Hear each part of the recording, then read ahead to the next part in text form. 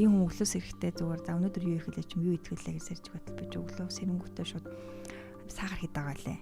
За сахар хід байгаа. За одоо би чинь юу идэх хэрэгтэй лээ? Хідээр тарих хэрэгтэй лээ. Хоолоо идээд идэхээс өмнө инсулинээ тарьчаад хоолоо идж байгаа шүү дээ. Тэгэхээр нөгөө тэр тарьж байгаа инсулин хоол гэдэг хооронд ч хамаарал үүсэх хэрэгтэй шүү дээ. Тэгэхээр уурга, өөх тосоо тооцохгүй тэрэн дээрээ нөгөө нач холбогдлохгүй зөвхөн өөрсдөө одоо нөгөө бодож тооцоод идэх юм тийм байсан. Хоолныхоо тэр нөгөө нэг идэх дарааллыг өөрчлөлт ногооныхоо хэмжээг нэмээд өгчөхөд бол за 10 байх бол сахар нэг 8-9 ч гэдэг юм уу тий. Тэр чинь нэг ч гэдэг чинь маш том зүрх шүү дээ.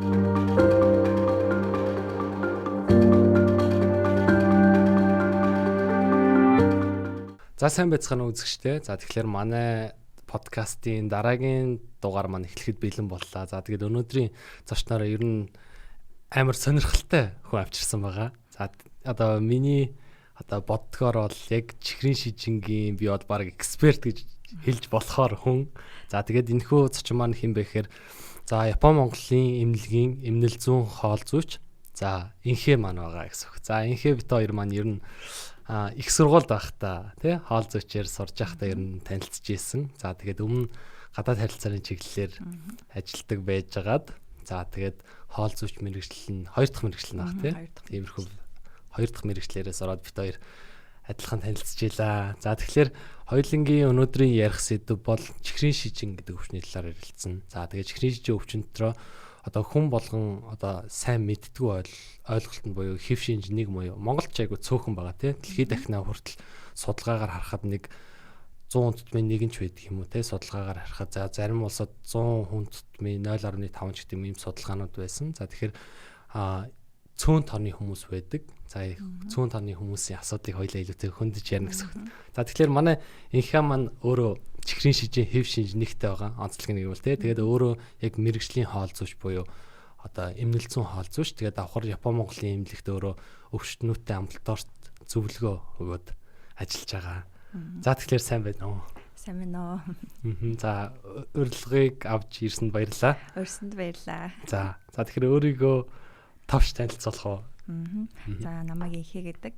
Би клиникийн одоо эмнэл зүүн хоол зүйч. Тэгээ өөрөө чихрийн шижин одоо type 1-р хэлбэртэй хүн байгаа.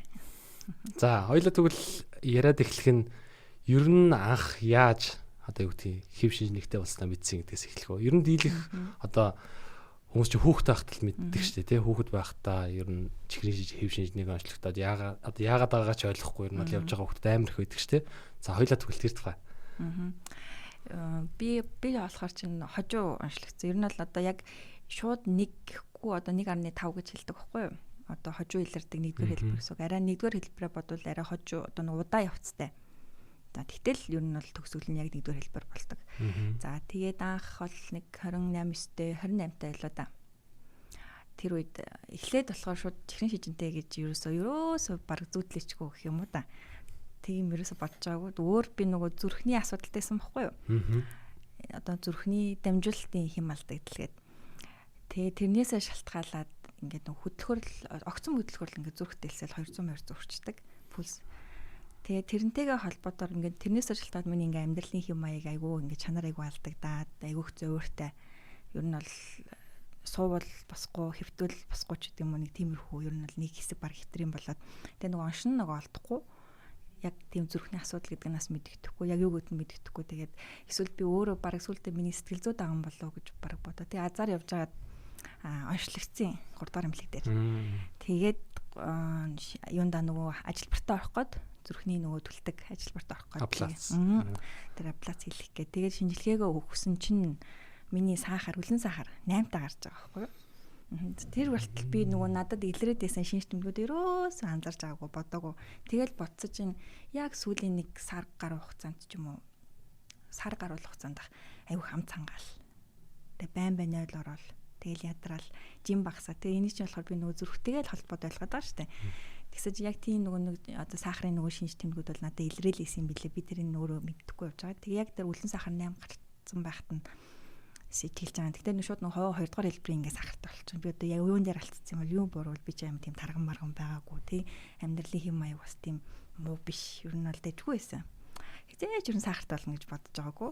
За тэгээд хагалгаандаа ороод ажилбартаа орчоод Тэгээд дараа намайг дотоод шүрлийн эмчд үзүүлээрэй гэдэг чинь. Тэгээд би эмчд үзүүлсэн чинь эмч өөрөө харчаад чи жинчин юм хийвэн тий бүр тийм амар огцом жин нэмсэн гэдэг тийм байхгүй ерөөд тэгээ залуу тэгэхээр чи ер нь нөгөө эсрэг биеийн шинжилгээ антикад өгөөд үзээдэг гэд. Тэгээ өгсөж чинь тэрний аягүй өндөр гараад за тэгээд нөгөө C50-д инсулинаас үзүүлж байгаа штэ. Тэгсэн чинь бас баг гараад. Гэтэ C50-д багассан гэсэн тэр үед нөгөө инсулин манаас хөөрхөн ялгарч исэн. Тодорхой хэмжээнд ялгараад явчихсан. Тэгэхээр ингээд эхний хэсэг ингээ хоёрдугаар хэлбэр шиг явчихж байгаа байхгүй юу. За тэр үед тэгээд нөгөө метформин нөгөө имээ ууж байгаа штэ. Имээ уугаад тэгээд хоолороо зохицуулаад ингээд явах хэсэг явж байгаа. Хэдэн жилийн өмнөх одоо юу? Чи одоо ковидын жил шүү дээ 20 онд юм уу? 20 5 жилийн өмнөх байна тий. Тэгээд тэгж явж агаад за тэгээ хизээ би одоо чи ингээ 2 дахь хэлбэр гэж юмна гэдгсэн. Тэгээд 1.5 гэхдээ чи 2 дахь хэлбэр гэж явна. Тэгээд би нэх юм бодоагүй. За ингээл явчих юм байна л гэж бодсон чинь ковид тусаад. Тэгээ нөө ковид тусаад тэгээд ковидын тэрний дараанаас эхлээд ингээл сахар ерөн зохицуулагддаг нь айгу баг болоод хоолны дараагийнх ч гэдэм амар өсөөл үлэн сахар нэгдэжгүй тэр нөө трисипатэртэй гэсэн суурин инсулин тэрэндээ болохоор нөгөө өглөөний сахар нь бол дэжгөөс ирчдэг мөртлөө хоолны дараагийн сахар нь бүр амар өсөөл за тэгэл би өөрийгөө тэрийг бас нөгөө өөртөө бол холбоо за би листа буруу юм мэдэж байгаа даа ерөөсөө инсулин ялгараа болж ийн гэдэр гэж бодох байгаа шүү дээ тэгээд хэсэг тэгээ 3 сар орчим баг өргөө явсан сахар 10 15 өдөр хүрэл сүлдээ бүр харь хүрээд нэг өдөр бүр хай захаар нь тэгээ яагаад дэмжиж үзүүлж байгаа хгүй тэгсэн чинь үзүүлсэн чинь тэгэл инсулин ялгараа болцсон за одоо ингээд чи одоо нөгөө бохирд үйлчлэлтэй богино үйлчлэлтэй инсулин ингээ орох юм байна. Ингээд одоо чи ингээ нэгдүгээр хэлбэр гэсэн үг. Тэгтээ 1.5 ладад гэдэг тайпнаа гэдэг. Ингээл ер нь бол анх онцлогдчихсэн тий. Тэгээд за тэгээ эндээс жилийн хамгийн эхэлж байгаа байхгүй юу? Эхлээд нөгөө инсулин ялгардаг байх үед бол яг ингээл хоолоо зохицуулаад жоохон хөдөлгөөнөө нэмэл хоолныхоо хэмжээтэй цагийг тохируулаад тэгээ явчихад бол аюулгүй амархан ер нь надад за ерөөсөө өвчин гэж бодогдохгүй юм чинь. Стресс амьдралд ямар ч нэг тийм асуудал стресст нэмэхгүй. За тэгээ инсулин дараад эхэлсэн чинь жинхэнэ асуудлууд эхэлж байгаа. За ингээл хоол одоо чи ингээ хоол ангиж тохируулаар гэл юмч маань зөвлөгөө бол өгж байгаа байхгүй юу. За ингэж идэх шүү. Хоолны завсар идэх юм чинь нэг иймэрхүү шүү. Тэгээ 3 удаа ингээ тарина шүү гэд. За тэгээд ингээд өдөр тутам ингээ амьдрал эхэлнэ штэ. За тэгээд инсулинаа тариал хоолн дээр ингээд тохируулаад тарчиж байгаа. За тэгээд 3 удаа тарчиж хоолны завсар юм идэхээсээ би айгаад байгаа байхгүй юу. Идэхэр өст. Угаасаа хүүхдүүд дандаа айц явж байгаа. Тэгээ юу ч иддэггүй тий. Хоолны завсар ингээ хөнгөн цаймаа ингээл юм дээр тарина гэж бодохоор тэгээ тарихгүй идэнэ. Би бол 3 тарина л гэдээ ойлгоцсон. Илүү тархихгүй. Яг тэгэж бодсон. Тэгэл юм идэхгүй жоохон жим ингээ багсах тал руугаа арандаал. Тэгэл эхлэхээр одоо тэгээ нөгөө Монголд ч өөр би за мундаг нөгөө ингээд сахарын хэмжээ гадар хүмүүс байгаа л хахтай нэгдүгээр хэлбэртэй. Тэгээ би өөрөө танихгүй мэдэхгүй өөр хүмүүс мэдэхгүй юм чинь тэгэл нөгөө гадны хүмүүсээс асуугаал форумд уншаал тийм юм судалгаа эдгээр юм уншаал хайгаал тэгэл тэг ер нь ингээд болохгүй юм байна заавал хөнгөн цаг идэх хэрэгтэй байна идэхтэй бас тарих хэрэгтэй байна ер нь юу ч хийсэн тарих хэрэгтэй байна эрүүл хүний чинь ингээд юм идэх хэмжээнд их бага хэмжээнд ялгарч байгаа шүү дээ гэтэл надад тийм ялгархан байхгүй юм чинь би тэрийг гаднаас нь өөрөө зохицуулж өгөх хэрэгтэй байна гэдгээ тэр үед ойлгож байгаа за тэгээд ингээд ер нь л тэгээ хоол зочлсон. Тэгээ хоол зочлсон болох юу да замналтай гэх юм уу тий. Тэгээд хоёлаа зөвөр дондор нь хүмүүстэй хөнкөө нөө чихрийн шижингийнхлаар тайлбарлаж бол гэж бодлоо би. Заваачлаарай. Тэгэхээр ер нь нэг чихрийн шижин үндсэн 2 бол хэлбэртэй тий. Гэхдээ яг тайпаар нь хуваад одоо бүр 5 дахь тайп нь гарцсан уу тий. Гарцсан тий. Инсулин нөө нэг ялгаруулдаггүй гэдэг ерөнхийдөө бол энгийнээр ярил 2 хэсэгт хувааж болно. Тэгэхээр нөө нэг хүний цусны сахар чи хоол идэх хэмжээгээр байнгын л өсч буурал явж байгаа. Тэрийг зохицуулдаг даавар нь тухайн хүнээс ялгархгүй байвал хэв шинж 1 гэсэн ойлголттой. Тэгэхээр нэг заавалчгүй гаднаас тий инсулин тарж иж тэр сахарыг өөрөө зохицуулна тий. Бусдаар бол юу гэх юм бидний дийлэнх боддог чихрийн шинж бол хэв шинж 2 нь буюу тодорхой хэмжээнд тэр угаасаа ялгарж байгаа боловч дөжрөлд орцсон тий. Үйлчлэгээ үзүүлэхэж чадхаа болцсон чихрийн шинжгүүд лээ. Тэгэхээр хоёулангийн яриад байгаа бол хэв шинж 1 буюу тий. Одоо юу гэх юм автоиммун шалтгаантай байж болно. Тэг төрөлхийн байж болно ч гэдэг юм уу те. Маш олон шалтгаантай. Үүнээс болоод инсулин ялгаруулахыг болцсон. Тухай ярьж байгаа те. За тэгээд хоёлаа хоол зүйч болох. Ягаад ер нь яаж хоол зүйч болъё гэж бодсон. Ер нь яаж тэр мэдээллийг авсан ч гэдэг юм уу. Би бол жишээ нь яг анх хоол зүйч болъё гэж хат ерөөс тийм мэдээлэлгүй байдаг гэсэн байхгүй юу. Хоол зүйч гэж мэрэгжилч бүр насандаа сонсоогүй байсан. Тий. Бид ер нь бол мэддэггүйсэн байхгүй юу. Тэгээд гинт одоо яасан мэдгүй гинтл ингээд шүтээс эсэлт авч байгаа гэсэн пост гардаг. Ерөөсөө тэгэл тэрийг хараад шууд залгаал хоол зууч гээд. Тэгэхээр би нөө хоол зууч хэрэглээ тэрийг харчаа дараа нь Google-д үзэж байгаа байхгүй юу. Ерөөхдөө яг ямар чиглэлээр ажилладаг. Ямар өрөөрөлтөд юу сурдгуугээд тэгүнгүү ч юм уу өстэй за яг л ийм нэ. Тэгэл шууд залгаал бүртгүүлчихсэн. За ер нь одоо ингээд би чихрийн шижинтэй бас нэг хэдэн насанд хүрсэн хүмүүстэй бас нэг хэд хүүхдүүдтэй ерөнхийдөө ингээд зөвлөгөө өгч харьцаж үзсэн. Гэхдээ юу гэдгийг ер нь амар хэцүү байдаг те. Тухайн юу гэдэг хүүхдүүд нь ч вэ нөө насанд хүрсэн хүмүүс ч вэ нөө ер нь амар юу хүлээж авах таач хэцүү. Байнгын ингээд энэ тэнд нөгөө нэг сайн энд сайн эмчнэр тэр сайн эмчнэр гэж хоцоргоо сүлд ингээд над бүр ингээд залхацсан юм шиг ер нь бол анзаарэгддэг байхгүй. Тэгээд яг үнэхээр угаасаа шид зүйл тэрийг эдгэх зүйл гэж байхгүй те угаасаа тэгэхээр ер нь одоо яах хэвтэй байдгийг одоо яг энийг үзэж байгаа хүмүүс байвал чихний хэв шинжнэхтэй магадгүй за нэг цөөхөн хүн байгаах би ер нь насанд хүрсэн хүн нэг 300 гэж ер нь өмнө тоо сонсч ирсэн юм одоо тэр тоо хэр их байдгийг яг сайн мэдэхгүй байна ер нь тэгвэл тухайн хүмүүс яах хэвтэй байдгийг хамгийн түрүүлээд тэгвэл би юу мэдэх хэвтэй байдгийг за эхлээд нөгөө өөрийнхөө өвчний эмгэг замтай яагаад үүссэн за тэгээд нөгөө ямар одоо нөгөө юм дутагдал явагдаад байгаа энийг яаж нөхж байгаа гэд тэр процесс өөрөө аягүй сайн ойлгох хэрэгтэй нэгт тэр талаар мэдгээ эхлээд олж авах хэрэгтэй гэсэн үг. Инсулин гэж юу вэ гэдээсээ эхэлсэн тийм. Тэрний дараа одоо хоолны мэдлэг болж байгаа юм тийм. За хоолны мэдлэг өнгөчин бүр яалтчгүй нүүрс уургүй хтос гэх тэр мэдлэгийг ол заавал мэдэх хэрэгтэй болчихж байгаа байхгүй юу? Яг гадныхан бол яг энэ чинь 10 жилийнх нь боловсролд бол ингээ орцоо баг хай скулээ төгсөхдөө ингээд нүгэлчлэгээ баг бодож сурах хэмжээний төгсдөг. Манайд бол тийм боловсрол олгодгүй шүү дээ. Тэнгүүд чинь одоо тийм боловсрол аваагүй хүмүүст одоо тэрийг ойлгуулахгүй болохгүй болчихж байгаа байхгүй юу. За тэгэхээр дараа нь хоолны мэдлэгийг олж авах нь те. Дараа нь болохоор өдөр тутам дээрээ одоо энийг яаж хэрэгжүүлэх үү гэдгээ мэдэж авах хэрэгтэй болчихж байна. За дараа нь нөгөө сэтгэл зүйн хувьд яаж одоо энэтэй нүр тулах уу? За хажууд нь дахиад хөдөлгөөн. За тэгээ нойр гэл ингээд бүх яг ерөнхийдөө нөгөө амьдралын хэв маягийг тэр чигт нь бүрэн яаж одоо нөгөө зөв байлгах уу гэд нэг тийм мэдлэгийг цогцоор авах хэрэгтэй болчихж байгаа. За хоёлаа жишээ авъя.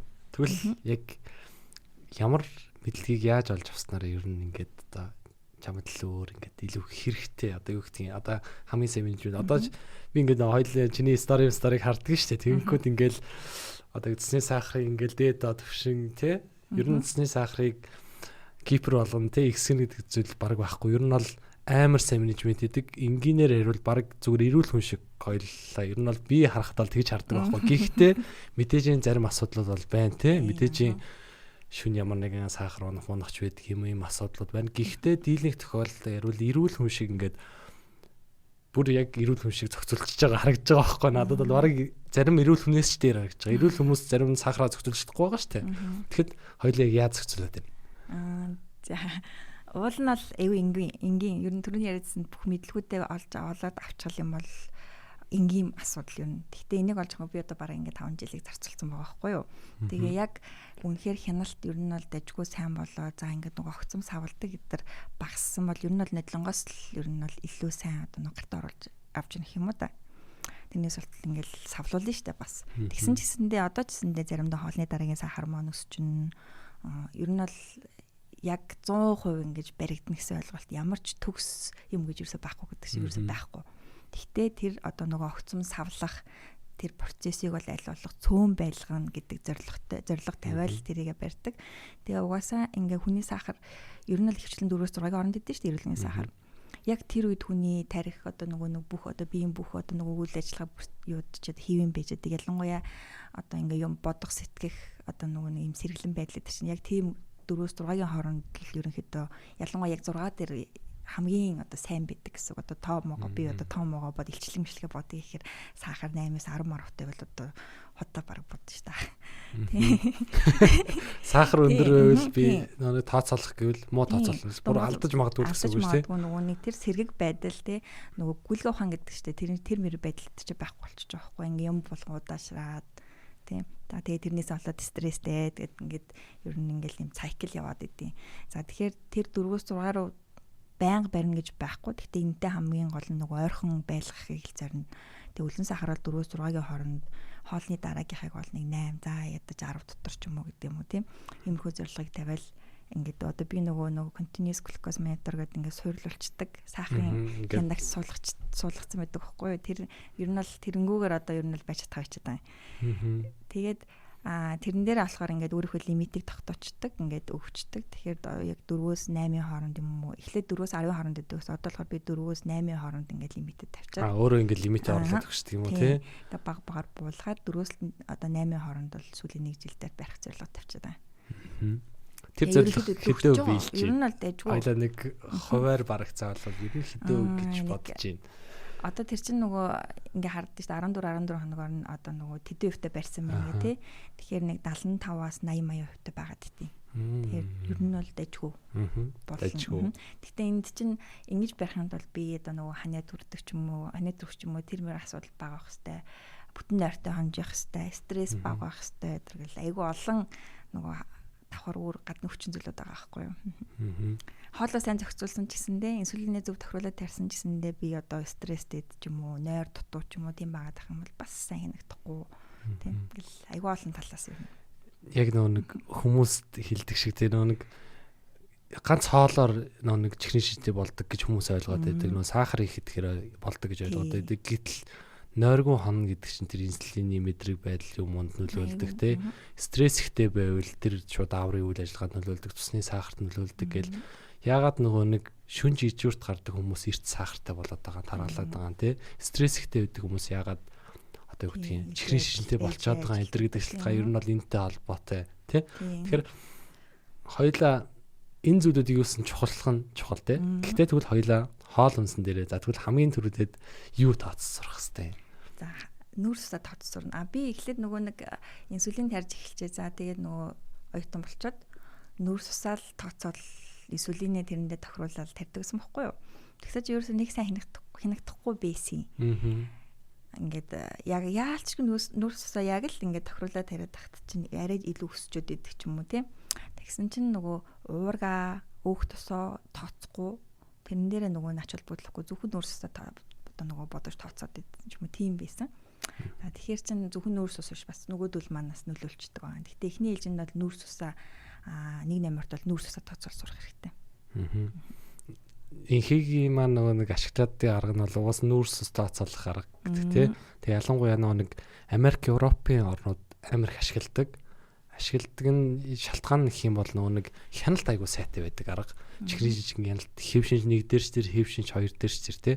За тэгвэл хоёлаа одоо ингээд хоолоо идээд идэхээс өмнө инсулинээ тарьчаад хоолоо идж байгаа шүү дээ. Тэгэхээр нөгөө тэр тарьж байгаа инсулин хоол гэдэг хооронд ч хамаарал үүсэх ёстой шүү дээ. Тэгэхээр ялангуяа нүүрс ус нэгдүгээр хамааралтай болчиход байна тий. Хоёрдугаарт нь уурга өөх тус гэдэг энэ хамааралтай. Энэ гуравтаа тохируулаад инсулин хоёроо яг тохиромжтой байдлаар тариул таны сахар одоо тэр хивийн байх түвшиндээ л байна гэсэн үг шүү дээ тий. За хоёлаа тэгвэл ингээ өглөө би 2 цэцэм талах хэдлээ 2 өндөг хэдлээ хэдэн нэг жилийн тарихаа би яаж тооцоод яаж яах хоёлаа зүгээр яг энэ дэр ингээд нэг одоо математикэр шиг бол гэсэн үг байхгүй.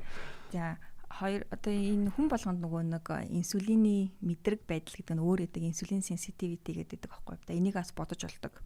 Тэгээ энэ инсулины мэдрэг байдал нь ингээд өдрөөр өөр гэдэг хүмүүст бүр. За өнөөдөр жишээ нь би одоо миний нэг инсулин маань одоо өнөөдрийн байдлаар надад 15 г нүүрс нь тохирч ийн гэтэл яг өнөөдөр. За яг өнөөдрийн байдлаар 15 г нүүрс нь тохирч ийн гэж би бодно. Гэтэл маргааш 15 г-аар тооцоод бодоход бол таарахгүй. Тэрэнд нөлөөлөх юм нь бол би хэр их ойрд хөдөлгөөнтэй байсан, миний булчин хэр их байна тийм. За булчингаа хэр их ажиллуулсан байна. Булчин мас сайн байвал тэдэнд сайн байна тийм. Тэгээ одоо шин одоо 1 юм уу 2 өдрийн өмнө дасгал литр булчингаа их ажиллаулдаг дасгал литр хийчихээр 1-2 өдөрт ер нь бол инсулины мэдрэг байлаагүй сайн бичдэг байхгүй юу. Тэгээ дөрвөлжлүүлээд дараа нь 3-4 өдрөөс нь дасгалаа ахиж хийхгүй бол тэгэл бурчдаг буцаад. Тэгэхээр нөгөө тогтмол хөдөлгөөн бас айгүй чухал. Тэгэхээр тэгвэл байнгын хийжээвэл мэдрэг байдлын мэдрэг байдал нь яг тогтмол байгаад байна гэсэн үг юм шүү тий. Тэгээ яг ч нэг юм тогтмол байх нь бол ер нь ховор. Гэхдээ ер нь ингээд айгүй сайн байна гэсэн үг шүү тий. Илүү сайн байдаг. Ер нь арай бага инсулин шаарддаг гэсэн үг байхгүй юу. За тэгээд хөдөлгөөнөөс булчингаас гадна дахиад нойр урьд чинь хэдэн цагийн нойртой бас хэр чанартай унтсан байна. Одоо би чинь урьд чинь шүн аюу олон сэрээд 5 цаг орчим унтсан бохгүй юу. Тэгэхэд өглөө миний сахар жоохон өндөр сэрж байгаа. Ер нь бол нэг 4-5 мавтай сэрдэг гэсэн бол өнөө өглөө 7-той сэрж байгаа байхгүй. Тэгэхэд 5 цаг унтсан дээр нь сахар 7-той сэрж байгаа хэрэг би өглөө бүр амар ядарсан сэрж байгаа. Тэгээд бүтэн өдрийн турш ингээд нэг мандцсан юм шиг те ядарсан юм шиг байл ш тий яг тэгж тэгээд тэгэнгүүт нь би за сахарын багаан чинь би айгүй их инсулин тарих хэрэгцээтэй болно гэж мэдж байгаа болохоор жоохон нүүрс ус баг гэж байгаа. Тэгсэн мөртлөө нэлээх инсулин шаардж байгаа байхгүй юу. Тэгэхээр нөгөө инсулины мэдрэг байдлаагүй буурч чинь гэсэн үг. Тэгвэл хоёлаа өглөө яг юу идээд хэдэр тарьсан. Яг тэрэн дээр чи явбал. Өнөөдөр тий. Өнөөдөр өглөөс ирээд би будаатай цайцсан бохгүй юу. За тэгээд 6-гаар тарьж байгаа юм. За 6-гаар хэд гэж тооцоод 6-гаар тарьна гэсэн үг лээ. Ер нь юу яаж тооцож байгаа вэ гэдгийг одоо жоохон задлаа. Будаанасаа бодоход нэг би будаанаас нэг 30 г нүүрс ус авахар гэж бодъё тий. Будаанаас нь. За тэгэнгүүт минийх болохоор ер нь бол 10 грамд бол нэг таарад байдаг байхгүй юу. Тэгэхээр нэг 30 тэгэхээр чинь нэг 3-1 жижигээс болох гэдэг тий. За тэгээд нөгөөх маань багхан сүүтэй. Тэгэхээр нөгөө сүүндээ нэг хагас нэг жиг үгүй гэж бодтол хагас нэг жиг нөгөө тарих боломж өгдөг. Дандаа бүхэл нэг жирээд. За тэнгүүт ингээд 4 болчих жоохгүй. За тэгээ би өөр чинь нойр мото хандсан юм чинь энэ нөгөө мэдрэг байдал буурсан маа гэж тооцоолоод 6-гаар тарьж байгаа. Уул нь 4-өөр тарих байтал арай 2-1 жиг нэмээд тарьж ш тий. Тийм 6-гаар тарьж байгаа. Тэгээд тэгсэн ч гэсэндээ таараагүй. Миний сахар 7-оос 11 хүртэл өссөн. 11 өссөн. Тэгээд дараа нь нэлийн шатаар дээш тоош явж иж буурж байгаа байхгүй юу. Тэрний дараа хөдөлгөөн хийсэн гэсэн үг шүү дээ. Тийм 2 цагийн дараа ажил дээр очичоод тэгжээж бууж байгаа юм. Хүмүүс яг ингээд өндөр болчихсон дахиад тарчдаг шүү дээ. Тийм болно л доо. Гэхдээ нөгөө тэгэхээр юугаараа ялгаатай юм гэсэн үг. Одоо чи жишээл хөдөлсөн байж штэ шатаар явсан. Энэ хоёр юугаар ялгаатай? Одоо би 6-1 жиг өглөө жишээ нь одоо ингээд 7 цаг тарилаа гэж бодъё те. Тэгэхээр нэг инсулины маань үйлчлэх хугацаа чи ерөнхийдөө дунджаар 3 цаг бага штэ.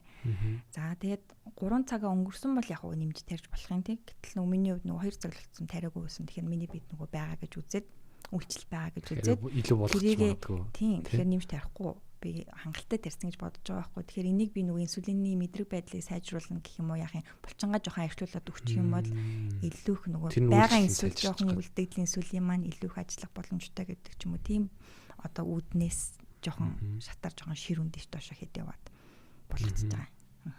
Тэгээд нэг 7-9 сахард 11 хүрээ 11.7 илүү хүрээд буцаад нэг 8 руу орсон. Тэгж л болгосон да. Өдөр болгонд тэгэл нэг иймэрхүү л бидэн штэ. Тий. Манайхан ер нь ингэдэг те одоо юу гэх юм чихрийн шиж хэв шинж нэгтэй бол өглөө 6-аар өдөр 8-аар орой 6-аар ч гэдэг юм ингээд шууд инсулин богиныхын инсулин ингээд заагаад өгчдөг те. Тэнгүү тухайн хүмүүс нөгөө өглөө заримдаа бага идэж болно, их идэж болно те. Одоо жишээ нь 6-1 штэ таарахыг идэж болно, таарахаас илүү ч идэж болно штэ те. Их идэх юм бол заримдаа 20 гарчаал тэгэл дахиад тариал сууж идэг те. Тэгэхээр ер нь бол энэ аргаас хамаагүй давуу байгаа юу гэж ойлгож байгаа ш те. Угаасаа энэ нөгөө нэг хоолоо тооцоод тэрэн доторх шимтжээдээ тооцоод тэрэндээ тохируулаад тарихыг л зориод байгаа тий. Тэгэхээр харьцангуй нэг өслөө гэхэд би ингээд сонсож байгаад 11 гэдэг чинь өслөө гэхэд гайг байгаа байхгүй юу. Надад бол тийг санагдаж байна. Миний сахар бол өдрийн хоолн дээр 11 бат хүрсэн л байгаа. Тий. Гэт бодохоор тийм билээ. Энгийн хүмүүс нөгөө нэг глюкоз монитор одоо нөгөө тэрнээс суулгаад үзэхээр тийм 10-11 хүртэл юм билээ. Тий. Угаасаа хүрж л байгаа. Яг хоо би арай жин гайгүй ингээд юу байж болох арай гайгүй байгаа ч гэсэн ерөөхдөө 11 өдөр бол хүрж байгаа байх гэж бодож байна. Тэгэхээр би харьцангуй гайгүй байх гэдэг бодоод байгаа байхгүй юу. За хоёулаа тэгвэл нүүрсээ ингээд тооцчихдаг юм байна. Тэр өөх тас уураг хоёрын яадаг. За нүүрс ингээд зүгээр тооцох ингээд олон аргууд байна. Тэ нөө нэгжээр тооцох моцохыг ер нь амар их ашиглаад идэх те. Нэгжээр тооцохоос чинь нэг зүсэм талах бол нэг жигч тооцоороо тэр нь 15 г нүүрс шүү гэдэг. Одоо тэгээд тэрий чинь л одоо сургалтаар ингээл зөвлөгөөгөр олж авах гал байгаа шүү дээ нүүрс. За тэгвэл нөгөө хоёрын яадаг юм. Уураг өөх тос 2 тийм. Уураг өөх тос 2-ын болохоор чинь өөх тос чинь хэр их хэмжээгээр эзнээс шалтгаалаад нөгөө ер нь шууд нөгөө цусны сахар шууд нөлөөлдөггүй. Ер нь бол айгүй хожуу нөлөөлдөг. Хожуу нөлөөлнө гэхээр бүр 8 цагийн дараа ч юм уу те хэр их идчих юм бол яг тохиромжтой хэмжээгээр нэг багахан хэмжээнд өөх тос угаасаа бидний хоолнд өөх тос байж байгаа шүү дээ тий тохиромжтой тэнцвэртэй хоолж явахад бол тэнд орсон өөх тос бол тийм айхтар нөлөөлдөггүй. За их хэмжээгээр гэхээр одоо нөгөө нэг дор их самар самарт тос орсон хоол за нөгөө амир өөхтөө мах эсвэл их хэмжээний мах шарсан мах нөгөө самгипсалдаг тийм. Тийм хоол идэхэд тос ихтэй жоохон нүүрс ус багтай. Тэгээд одоо эсвэл нүүрс усгүй кето маягийн баг болох гэдэг шүү дээ. Уураг өөхтөөс ихтэй нүүрс багтай болно. За. Тийм. Гэтэ нөгөө баг нүүрс ус бол байж байгаа. Гэтэ нүүрс уснасаа давсан өөхтөстэй одоо ингээ хоол идлээ гэж бодоход би ингээд одоо энгийнээр бодвол нүүрсэндээ тооцоолол бодож штэ тийм. За би одоо 30 г хэл түрүүний шиг 30 г нүүрс ус итгэж байгаа энэ хоолнд байгаа маань будаа ч юм уу байна гэд би 3-1 жир ч юм уу. За нэг уурга жоохон тооцоолоод за нэг 4-1 жир ч гэдэг юм уу ингээд тарилаа гэж бодоход энэ за яг уу ингээд өсгүй ингээд 2 цаг ч юм уу 3 цаг орчим байж агаад тэрнээсээ хожуу өсөд эхэлдэг байхгүй юу. Тэгэхээр энэ дээр бас нөгөө инсулинээ тохируулах хэрэгтэй болчтой. Юу яа хувааж тарьдаг ч юм уу тий. Тэгж тарьж болдог. Хувааж эсвэл одоо яг өсөх цагаа өөрөө ингэж тооцоолж агаад угтуулад би жоохон тасгал хийчихдэг ч юм уу тий. Одоо шинийг 6-7 цагийн дараа гэх юм бол хоёулаа хоолой эзэнс 3 цагийн дараа дахиад 1-2-1 ч юм уу тарина гэсэн үг үү тий. Эсвэл тэр үедээ илүү сайн хөдөлгөөн идэх ч юм уу тий. Тасгал хийгээд гүчдэг ч юм уу тий. Нөө сууж босдог ер нь бол булчин гэхээ сайн ажилладаг тасгал хийждэг ч юм уу. Тийм байдлаар одоо болгоч болно. Гэтэ хамгийн хэцүү нь ер нь бол тийм өөх тос их орсон хоолн дээр ер нь бол инсулин тохируулж тарих хамгийн хэцүү байдаг. Нэг олон жил сахартай одоо type 1-р хэлбэрийн сахартай явсан хүмүүс хүртэл хэлдэг байхгүй юу. Бусад хоолн дээр болдог гэсэн дээ. Одоо пицца өөр үеийн шарсан одоо тийм тостой хоол молон дээр ерөөсөө нөгөө инсулин тохируулж чаддгүй. Яалтчгүй ингээ хож өсгчөөд идэг гэдэг. Тэгэхээр тэрэнд болохоор нөгөө хувааж тарих арга дөрөвний хэлсэн нөгөө угтуулаад тасгал хийждэг ч юм уу тиймэрхүү байдлаараас нөлөөлж болно. За угтуулаад тасгал хийвэл хэдэн минут юм яаж хийнэ гэсэн үг үү? Би бол яг 2 цагийн дараа ч юм уу тасгал хийжтэй энэ жоохон булчингаа ажиллах гэсэн. Дор хэж 30 минут. 30 минут. Багтаа 30 минут. Тэрнээс илүүж исэн бол ер нь ямар тасгал илүү үр дүнтэй байдгийг. Би бол гүйчдэг.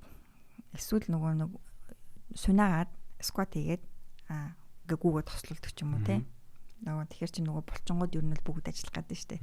Тиймэрхүү тасгал ер нь бол булчингуудад их ачаал өгдөг. Тэгээ булчингуудыг их ажилуулдаг. Тийм тасгал л их сайн. За би зүгээр санийхыг асуугаад байна. Одоо юу гэх юм энэ одоо би чинь явж байгаа процесс яг эрүүл биднэрс яг адилхан шүү дээ. Одоо энэ чинь сонсож байгаа хүмүүс яг адилхан. Одоо шинэ өөхцтэй хоол идэх юм бол гурил будаа идэг байсан ч сахар тухайн үедээ гайгүй байсан байж болно. 6-7 цагийн дараа айгүй өндөр өсдөг. Юу тэгтээ нөгөө яг нүүрс усаа хасцсан огт хасчаад нөгөө өөх тустай мэдэх үед бол гайгүй. Нөгөө нүүрс ус ороод ирэнгүүт чинь нүүрс усныхаа хэмжээгээр өссөнөө нөгөө дараа нь тэр хэмжээнээс эхлээд одоо жишээ нь уул нь бол өөх юу нүүрс ус ч юм бол нэг 2 цагийн дараас ингээ буудана штэ. Өгцөн усчууд гэтэл нөгөө уураг ч бас тодорхой хэмжээнд өсөгдөг те уураг жоохоос хож өсдөг нэг цагийн дараа ч юм өсдөг. Тэгэнгүүт чинь нүүрс усны хамгийн огцон өсөлтнүүд нэг цаг дараа хамгийн огцон бидэн штэ. За тэгээд буух гэж ядал чинь нөгөө уураг маань ингээд байгаа болохоор жоохон баригдаад тэндээ байгаад байна. За тэгээ байж байгаа дахиад 2 цагийн дараа буух гэтэл нөгөө тосноос шалтгаалдаг ч юм уу. Ингээд нүүрс усныхаа хэмжээгээр ингээ өссөн чигээрээ байх гэдэг. Хоёрын хооронд 10, 11, 12 дээр байгаад байдаг ч юм уу. Нэг тиймэрхүү өсөлтүүд байгаа гэдэг. Тэгээ яг нүүрс ямар ус огт идэхгүйгээр одоо дан тостой хоол ч юм уу те кетомеги идэхэд бол бүр айхтар өсгүйчсэн дээ. Одоо 6 хахад би нэг хоол идчихлээ шүү дээ те. Тэгэхэд нэг 8 9 болчоод бас нэлээд удаан байдаг. Өөхцнийх нь үйлчлэлээр л байгаад байна гэсэн үг шүү те. Сонирхолтой тий. Тэгэхээр нөгөө нэг яг одоо манай Монгол хоолч уус тэр чигээр л нүрс өгсөн шүү дээ. Ерөөс тэр хоёрын холимог гэж боддог ш. Одоо нэг хүмүүс бол бид нар их уургалаг юм хэрэгэлдэг гэж яриад идэг байхгүй. Би бол тэрийг бүр амар эсрэг байр суурьтай байдаг. Бид нар ерөөсөө яг уургалаг юмаа сайн хэрэгэлж чаддаг хүмүүс ч айгүй цөөхөн санагдаад идэг. Тэгээд ерөөсөө бүх сонгож иж байгаа нүрсээс өгц хоёрыг холиол идэг. Одоо боов гээл талхмаас л идэж гин талх бараан идэж гин өглөө идэл гардаг юм. Өндөг талах идэд гардаг хүмүүс цөөхөн шүү дээ. Ер нь яс ирвэл те. Тэр өдрийн хоолн дээр түргэн хоолнууд гэдэг чинь нүүрс өгц хоёрыг л одоо холиод идээд байгаа. Тэгэл дэлгүүрт ордог байгаа бичээд чихэр ундаа гэвэл дандаа л нүүрс өгц хоёр холилдсон байгаа байхгүй. Тэгэл би монголчуудын угаасаа чихрийн шижингийн шалтгааныг бас гурил гэхээс илүү өөхц гэж угаасаа амар хардаг. Тийм баажуулна тийм. Угаасаа хамгийн их нөлөөлдөг юмнууд чинь тэр л байгаа байхгүй тийм. Тэгээд ер нь бол тийм их мах иддэг тэнгуү чинь бид нар аяг уураг иддэг гэдэг. Мах гэдэг чинь өөрөө тос шүү дээ, тий. Тэгэхээр их мах идэж чи их тос идэж чинь. Тэгээ дээр нэмээд нүрс ус ороод ирж чинь. За тэрний одоо нөгөө нэг сахар огцон өсдөг ч юм уу процесс нөлөөлөд ах эслэг хэрэглээрөөсөө бас байхгүй. Тий. Ногоо иддэггүй, бүхэл бүр тараага хэрэглэдэггүй, жимсээ иддэггүй. За идсэн чинь нөгөө хамаг хальсыг аваад хэрэглэждэг, тий. Тэгэхээр нөгөө ер нь бол тийм л дээ. Хүүхд тосны хэрэглээ, нүрсний хэрэглээ бол өндөр. Маш өндөр. Манай подкастын хамтран ажиллагчаар Солонгосын номер 1 одоо supplement брэнд гэдэг алдартай Cerobox брендинг Ceroburn одоо Night гэдэг бүтээгдэхүүн орж байгаа. За энэ бүтээгдэхүүн өөрөө яадаг вөхөр үндсэн юм 3 орцтой. За эхний орц нь Forscoli гэдэг одоо аюурведийн шинжилгээ ухаад маш олон жил ашиглаж ирсэн биеийн жим бууруулдаг, өөхний хэмжээ хасдаг. За ийм ургамлын ханд байгаа гэсэн үг байна. За тэгэхээр энэ хандыг одоо юу гэдэг ургамлын хандыг хэрэгэлсэн хүмүүс судалгаагаар аваад үзэхэд 2 сар хагасны хугацаанд 4 хил өөхний мас илүү ассан юм судалгааны үр дүнтэй байгаа мэнэ гэсэн үг. За мөн найрлаганд нь бидний мэдгээр ginkgo biloba буюу ginkgo модны одоо ханд орж байгаа. Энэ өөрөө цусны эргэлтийг дэмждэг, тархины үйл ажиллагааг сайжруулдаг, одоо бодисын солилцоо дэмждэг гэдгээр алдартай гэсэн үг. За 3 дахь үндсэн найрлаганд болохоор L-theanine буюу одоо юу гэдэг бидний тархийг амархад тусалдаг одоо ийм нэгдлийг агуулснараа одоо юу гэдэг биднийг амрааж явахдаа өөхний масаа хасах гэдэг байдлаар Ceroburn Night гэдэг нэрийг өгсөн байна гэсэн үг. За тэгэхээр манай подкастын хамтран ажиллагчаар Ceroburn Night ажиллаж байна гэсэн үг. За тэгвэл нөө нэг чихрийн шижинтэй хүмүүст нөө нэг ийм чихрийн шижинтэй ч гэлтгүй ер нь эрүүл хоолтын нэг одоо юу гэх дөрвөн байштай идж байгаа тавгнчин, нүрс ус, уураг, эслэг гэдэг 3 зүйл заавалчгүй орох хэрэгтэй гэдэг ойлголт тий. Тэгээ ялангуяа нэг эслэг буюу ногооноосоо төрүүлж идэх юм бол цусны сахар бага өсдөг тий. Ногоогоо уураглаг хүнсээ нүрсээ гэж идэх юм бол цусны сахар бага өсдөг гэдэг онол байдаг тий. Энэ онол дээр ер нь юу гэж боддгоо? Би нөгөө анх яг онцлогдож явах үед би ч өөрөө нөгөө амттай юм ер нь хоолны аппетит ер нь хоолны туршил өөрөө гоё хоол мол хийж турших дуртай. Ер нь хоолнд яг дуртай. Хизээд л амттай идсэн юм чи тийм дээ. Одоо ч идсэн юм чи тийм. Хэтрүүлдэггүй. За тэгээд тийм болохоор нөгөө ингээд хоолноос хамааралтай өвчтөй болчихор чи надад бас нөгөө айгүй стресс өгж байгаа байхгүй юу? Тэгээ би түрүүлсэн нөгөө снэк идэггүй, хоолны хооронд хөнгөн мэдэхгүй байх, тарихгүй учраас нөгөө хөнгөн мэдэхгүй байна гингүүд чинь надад айгүй нөгөө тийм дарамт болчихж байгаа. Тэнгүүд би ч ингээ насан туршдаа ингэж юусаа амьдарч чадахгүй штэ. Нөгөө хамгийн зөв дэглэм гэдэг бол насан туршдаа нөгөө барьж болох үз дэглэм гэдэг штэ. Тэр чинь юусаа биелэхгүй болчих жоохгүй. Тэгээд тэгэнгүүт ч одоо за би яаж одоо ингээд амттай юмнуудаа идэх үү? Тэ? Яаж ер нь одоо ингээ хүссэн юмаа зохицуулаад иддэг болох уу гэж судлаад үзэж байгаа. Тэгсэн чинь нөгөө эслэгтэй одоо нөгөө хүнсийг за ялангуяа хүнсний ногоог төрүүлээд сайн ажиллаад идээд араас нь одоо уурга нөгөө сахара хамгийн хүсэгдэг нөгөө нүрс усаа хамгийн сүүлд нь идэх юм бол одоо огцон өсдөг процесс бол тодорхой хэмжээнд буурж ирдэг гэсэн байсан. За Google search ахгүй юу хамгийн ихний ер нь бол за тэгээд тэрийг хэрэгжүүлээд үзсэн чинь нэрээ яг болж байгаа байхгүй юу. Тэгээд тэнгууд одоо би нөгөө нэг багын хэмжээнд нөгөө амттай мэдмээр байгаа шүү дээ. Тэрнийхөө өмнө ч үсэндээ ногооны салаад идчихэд араас нөгөө амттай юмаа идэж байгаа. Тэгэхэд би нөгөө нэг 2 дугаар хэлбэр шиг тарьдаггүй байсан. Тэгэхээр тэр үед бол нэг сахар өсөхгүй. Үсрэл 8 хүрчээ буцаа буучдаг. За тэгээд тэрэн дээрээ нэмээд бүр хөдөлгөөн нэмээд өгч жоохгүй. Би амттай мэдмээр байгаа л гэртээ нэг жоохон салаад хийж идчихэд юм уу гараад алхаж очиод эсвэл нөгөө нэг очиод тэндээсээ салаад юм авч идчихэд хажууд нөгөө амттай юм идчихдэг ч юм ингээд яг зорж бас жоохон хөдлөөд нь шүү дээ тий. Цангаа ижлуулаад их дээр эслэгээ идчихлээ. Араас нь жоохон нүрс устай тостой нөгөө амттай юмнасаа идчихлээ. Бас нөгөө жижиг хэмжээгээр тий. Тэгээ би ингээд сэтгэл ханамж авчлаа. Сахар маньцсан доктортой. За ингээд байж болох юм байна ингээд болгочихж байгаа ер нь бол. За юу ажилтдаг тий. За тэгээд энийгээ одоо бүх үндсэн хоолнууд дээр эцэнд хэрэглэл эхэлж байгаа байхгүй. Тэнгүүд чинь хоолны дараагийн сахар бол ер нь бол нэлийн бууж эхэлсэн. Одоо 10 маруу хүрхүүц одоо хэмжээтэй байхад зөвхөн хоолныхоо тэр нөгөө нэг идэх дарааллыг өөрчлөлт ногооныхоо хэмжээг нэмээд өгчөхөд бол за 10 байх бол сахар нэг 8-9 ч гэдэм үү те. Тэр чинь 1 ч гэдэг чинь маш том зураг шүү дээ юу надад. Тийш 1-2 буун гэдэг чинь тий 10 байх юм 8 болчих чинь. Тийм нөгөө өөрчлөлтүүд ер нь бол айгуу сайн ажиллагдаж байгаа байхгүй. За тэгээд энийг нөгөө юунаас харах юм бол бүр илүү сайн мэддэг нөгөө одоо биед нөгөө сахар юм зүүж байгаа шүү дээ тийм. Энийг зүнгээ ингээд идэхэд хоолны дарааллыг ингээд би туршаад үзэж байгаа хгүй. Тэгэхэд бас амар их мэдгэцсэн. Тэгэл за хэвээ яг энэ бол ер нь миний насан туршдаа баримтлах хэрэгтэй юм байна гэдэг ер нь бол одоо ч гэсэн л баримтлаад. Тэгээ ногоо олдохгүй нөгөө ногооны нутаг ч юм аваа авчидаг.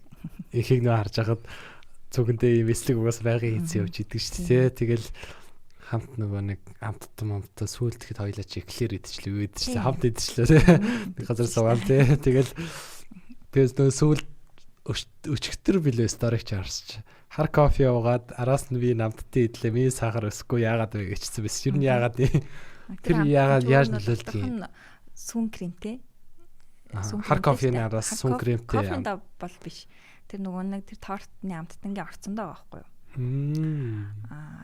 тэр чинь нүүрс ус байгаа. Гаднах нь гэхдээ гурилын аягүй нэмхэн. Тэгээ нүүрс усны хэмжээ нь ер нь бол бага гэсэн үг. Тэгээ доторх нь болохоор нөгөө сүн крем учраас тэнд ууруу гэж байгаа, тос гэж байгаа. Тэгээд бас их биш гэхээр нэг юм яг харьцаа нь бол нэг юм аюу хөөрхөн тохиромжтой, багахан мөртлөө яг юм тэгших юм үзүү харьцаатай байгаа байхгүй. Аль нэг нь их биш. Тос нь амар их ч юм уу, нүүрс ус нь их ч биш. Яг юм нэг юм дундуур гэх юм уу, тийм хэмжээтэй байгаа. Тэгэхээр энэ иймэрхүү хэмжээтэй байхад бол сахар огцон өсдөггүй.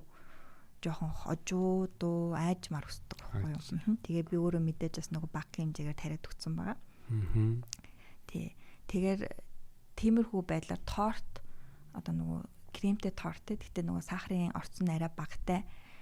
Зарим нөгөө тортнууд чинь ингээл нөгөө сахарын сироп мэрэгчдэр тийм биш юу нь бол сахарын агуулмж арай багтай яг цэвэр сүн кремтэй тийм торт. За тэгээд сүн зармаг энэ нэг дээр болохоор нөгөө орцоос шалтгаалаа сахар яг шууд ингээл огцон өсөгдөггүй. Зугуух өсөгдөг. Тэгээ энийг хүн өөрөө одоо нэгдүгээр хэлбэртэй хүн бол тариагаа зөв тохируулж тариад дээр нь нэмээд хөдөлгөөнөө бас нэмээд өгчих юм бол ерөөхдөө огцон ингэж нөгөө өсөлт ч юм уу те багахан хэмжээнд огцон өсдөг тийм юм чийсэн байхгүй ингээд шулуунаар ингээд барих боломжтой байдаг. Ойлгосон. Тэгээд ер нь бол кремтэй торт иддэг байхгүй. Тэгээд идэх юм шүү дээ ойлгосон. Тэгэхээр ер нь одоо нэг нийтээр л одоо манай чинь таргалтай амир их байна шүү дээ. Хүн болгон л торох гал үзээд энэ жингээ асгаад чихрэн шишнээ сахараа бууруулах гал гээл саяны арга юуссан бол ажилтг юм байна те. Тэгэхээр бид нэр жингээ асгах гэсэн ч гэсэн энэ идэх дарааллуудыг хэрэгжүүлж болох зүйл байгаа байхгүй те. Ногооноос эхэлж идээд уургалыг үнсээдээд сүүлд нь бага хэмжээний нүүрс сайдвал таны жин асагдах процесс илүү хурдан байх нэ. Тийм энийг яг хүмүүс зөвлөхөр эрэгтэй хүмүүс эвх дагчдаг ер нь бол тэгээд тагаад одоо нөгөө нэг хоолныхаа зүгээр ингээл нөгөө хэмжээ нөгөө нэг ингэж нөгөө юу одоо пропорц гэх юм уу өөрчлөлүүд жин ингээ буурчт юм байна гэж гайхаад байдаг байхгүй. Эрэгтэй хүмүүс эвх дагаад идэв. Нэг гэхдээ тийм олон жишэлтэй над дээрс нь 2 3 хүн. Тийм тэгэхэд жин бол нэлээд сайн буурч илээ. За сая чи нэг үгсэн штэ. Энийг ингээд нэгдүгээр тооцоод сураад инсулинээ ингээд тооцоод сурна гэд нэг ярьсан штэ. Тэрийг ер нь одоо юу гэх за чи өөрөө хаал зүчээр ажиллаж байгаа тий. Ер нь хүмүүс сурах гад очие гэвэл хэр их хүчин чармайлт гаргах хэрэгтэй. Одоо юу гэх юм би хэр хүлээлт тавьж очих хэрэгтэй. Одоо би хэрвээ чихний шиж нэгтэй бол чам тэр яг хэр хүлээлт тавьж ямар хүлээлт тавьж очих юм ч гэдэг юм уу тий. Магадгүй би хэдэн жилийн дараа хэдэн сарын дараа энэ нэг арай нэг уучраа олох юм байна ч гэдэг юм уу. Тий. Тэгээ би одоо энэ чинь уучраа олох гэж бараг 5 жил болсон. Тэгтээ нэг дүгнэлт ярихаар арай нэг юу штэ тий. Тэгээд тэнгуут айл болох нэг чинь богино хугацаанд зааж хүн зааж үеийг л бодож байгаа штэ. Тэгтэл одоо хүмүүс чинь нэг удаагийн уулзаал баг бүгдээ сурчих юм шиг бодоод байгаа байхгүй. Нэг удаагаар бол жинхэнэ нөгөө гэдэг юм аа л ойлгож авна. Яагаад гэвэл нөгөө хан шатны нөгөө хүнсний талаар нөгөө мэдгэтгүүн маань ихлэ байхгүй байгаа штэ тухайн. Тэгэхээр эхлээд хүнсний талаар мэдгэтгүүний нөгөө өвчнийхэн талаар мэдгэтгүүний өгнө. Тэрний дараа за одоо нүүрс ус гэдэг чинь юм шүү. Тэ нүүрс ус чинь ингэж өсөгд юм шүү гэд тайлбарлаж өгч байгаа. За ингээд энэ бараг ингээд нэг цаг гарны бараг яриа болчдөг байхгүй юу? Нүүрс ус гэж юу вэ? Чихрэн шиж гэж юу вэ гэдэг хоёр юм байна шүү дээ. За тэгээд одоо нөгөө хүнийхээ инсулинийх нь мэдрэг байдлыг олох хэрэгтэй болчихж байгаа. Одоо нэгдүгээр хэлбэрийн хүн дээр бол тэгэхээр нөгөө нэг инсулины мэдрэг байдал гэхэр чинь одоо хэдэн грамм нүүрс усна одоо нэг инсулин таарж байгаа юм бэ гэдгийг нь олно гэсэн үг. Яа эмч нь одоо ингээд эмч дээр бол тушуурлын эмч дээр очиод инсулинийхээ нөгөө нэг тунг бол ингээд тогтоож хүрээд дээр штэ нөгөө хүн маань. Тэгэхээр би нөгөө тэр тунд нь тохируулаад хоолыг нь одоо зөвлөх хэрэгтэй болчихно гэсэн үг штэ. За тэхийн тулд нөгөө тэр инсулинийх нь мэдрэг байдлыг одоо эхлээд олох хэрэгтэй болчихсон. Тэхийн тулд тэр хүн хоолны тэмдэглэл хөтлөж ирэх хэрэгтэй болчихсон. Хоолны тэмдэглэл хөтлөхдөө одоо хідэн зүсэм талах хийсэн. За будаа байхад тиймэрхүү хэмжээний будаа ийцээ тэр нарийн одоо махны грамыг хүртэл ч юм уу те ер нь бол нэг дунджаар 4 хоногийн за 7 хоногийн бол бүр сайн бичээд ирүүлэх зүгээр байдаг. Яагаад гэхээр нөгөө хэлсэн штэ нойрны байдал айгүй олон юм нөлөөлдөг болохоор дунджаар 7 хоног байх юм бол одоо ингээд юм дундчлагдаад гараад ирнэ. Тэндээс нь харж байгаад инсулинийх нь мэдрэг байдлаа эхлээд олчиж байгаа. За тэгэнгүүт тэгэхээр одоо 4 нэгжийн инсулин тарихаараа 4 нэгжийн инсулиндээ тохируулж хэрэг хэмжээний нүүрс ус идэхээр байна уу тий тэрийг нь олж өгнө гэсэн үг. За тэгээ ингээд нүүрсэндээ эхлээд тохируулаад тарьж чинь. За тэр ихэнгүүд чинь түрүүсэн зөвхөн нүүрсэндээ тохируулаад тарихаар бас болдгоо гэдэг нөгөө уурга өөх тусаа бодно тий. Тэгэхээр дараагийн удаад нь одоо тэрийг бодзааж өгдөг ч юм уу. За ингэж явж байгаа дараа нь засах тун гэдэг юм бас орж ирнэ. Яагаад гэхээр түрүү хэлсэн сахар чинь ингээл хүний хоолноос шалтгаалгүйгээр огцон өссөн шүү дээ тий. Тэгээ огцон өссөн. За тэгээ дээр нь бид нь одоо нөгөө инсулин байхгүй инсулин 3 цагийн өмнө тарьсан инсулин тариагүй. Тэгэхээр тэр хүн өссөн сахараа тарьж буулгах хэрэгтэй болчихж байна. 3-4 цагийн дараа өдрөл тэгвэл нөгөөдгөө нь өсвөлнө. Хөндрөл байгаад байна тий. Тэгэхээр энэ нөгөө маань дураараа тарьчих юм бол яах вэ? Сахар унах чинь. Тэгэхээр нөгөө нэг инсулин тарихад хэдээр сахар нь буурж ин гэдгээс олж мэдэх хэрэгтэй болчихж байгаа. Тэгэх юм бол одоо хүссэн хэмжээрөө буулгаад өгөх боломжтой болчихно. Ер нь бол аюун хугацаа их шаардна. Тэр нэг удаагийн уулзалтаар бол олж авах гэсэн юм байна. Одоо чинь сахар нь 16-тай байвал би хэдэн нэг жиг тариул 8 болж буух бай гэдгээл нь бидний эсвэл засах туг гэдэг чинь тий гэсэн үг шүү тий. Тэгээд нөгөө нэг сая тэмдэглэл хөтлөөд ирнэ гэл бис ингээд өөрийнхөө үйлчлэгчдийг бас бодож байгаа байхгүй. Тэмдэглэл хөтлөөд ирэхэд алгалцдаг. Бишээ ер нь тэмдэглэлч чаддгүй. Ер нь хүмүүс нөө хоол хүнсний талаар ойлголтгүй учраас хэмжээний талаар ойлголтгүй учраас ч байдаг юм уу тий. Өглөө шууд талах өндөг гэдэг ч юм уу тий. Хідэн сүмсэм гэдэг ойлголт байхгүй. Шууд цөөнгөө өссөн байдаг. Баяжтай цайч гэдэг юм уу тий өссөн байдаг. Одоо хид аяг байдаг юм уу тий. Одоо тийм тэр цөөр нь 2-5-ыг ч идсэн юм уу. Тэргээ дараа нь ингээд сандгууч байдаг юм уу тий. Тэгэд айгүйх зүгээр ингээд би тэмдэглэлийн хөтлөлт гэж баг 2-3 уулздаг хүмүүс ч байна. Тийм. Тэр нь бол тийм. Тэгэхээр ер нь би ингээд нэг амар их цаг зарцуулах байх гэж бодож байгаа. Гэхдээ эцсийн үр дүнд нь тухайн үедээ өгөх зүйл нь амар их байгаа шүү дээ. Одоо насан туршдаа өөрийнхөө амьдралыг одоо нэг удирдах зохицуулаад явах мэдлэгийг ер нь олж авах гэсэн үг шүү дээ, тий. Энийг л олж авч чадаагүй болохоор ингээ хүндрэлд ороод одоо ингээд нэгдүгээр хэлбэртээ залуучуудыг хараад аль хэдийн бүрний одоо нэг үйл ажиллагаа алдагдаад эхэлсэн. Зүрхбэр болцсон. За тэгээд нөгөө мэдрэлийн өвдөлтүүд ихтэй ч юм уу ерөөхдөө ял эдийн нэг хүндрэл тодорхой түвшинд эхэлсэн байж байгаа. Тэгэхээр ер нь бол айгүй харамсалтай л байгаа тий. Тэгэхээр энэ одоо нөгөө мэдлэгийг олоод авчих юм бол одоо эрүүл хүн шиг амьдрах, эрүүл хүнээс илүү амьдрах бүрэн боломжтой байхгүй. Сахарыг нөгөө хэвийн хэмжээнд барина гэдэг чинь ер нь бол айгүй чухал штэ. Бүх хүнд ер нь тий. Бид нар ч айгүй чухал тий. Тэгэхээр энийг зөв өдөртөө сурчих юм бол эрүүл хүнээс илүү амьдрах боломж байна гэдгийг л ер нь бол ойлгоод авах хэрэгтэй. Тэгээд юу яагаад гэдэг хүмүүс болохоор ингэж ойлгоод идэв.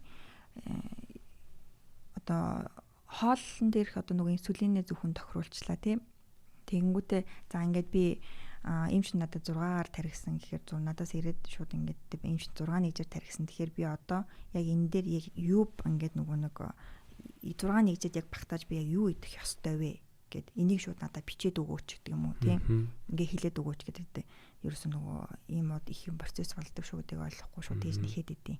Тэгэхээр хүмүүс тэгж болохгүй нэ тийм. Айгу хүчин чармаалт ордог. Нөгөө надаас ч нөгөө хүнээс тэр айгу нөгөө нэг цаг хугацаа тий энерги шаарддаг гэдгийг ер нь бол ойлгох хэрэгтэй.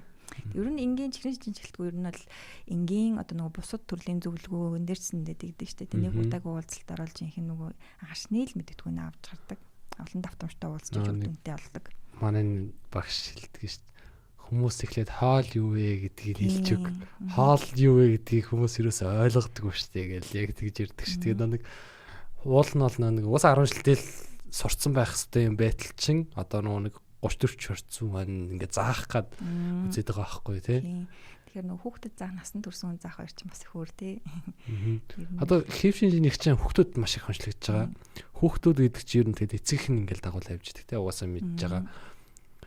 Ер нь тэр тохиолдолд хэр байдгийг хүүхдүүдтэй ер нь тэг ажиллаж исэн тохиолдол төр байдгүй. Одоо шинэ Монгол Япон эдэр дээр хэр байдгийг бол манай эмнэлэг дээр бол жишээ нь нэгдүгээр эмнэлэг дээр бол жишээ нь одоо нэг хүүхдүүд ирдэггүй учраас би ерөөсөө хүүхдүүдтэй яадаггүй харьцдаггүй байсан, зөвлөгөө авдаггүй байсан энэ төр байхгүй. Тэгэхээр тэр талаараа хэр байдгийг бол заавалчгүй эцэгтэйгээ шаардлагатай болж ирнэ шүү дээ. Тэгэхээр эцэг нь гэхэр ойлгохоос шалтгаалах байхгүй. Тэр хүүхдүүд чинь ингээд дагаал явна угаасаа өсөөсэйгүү тий.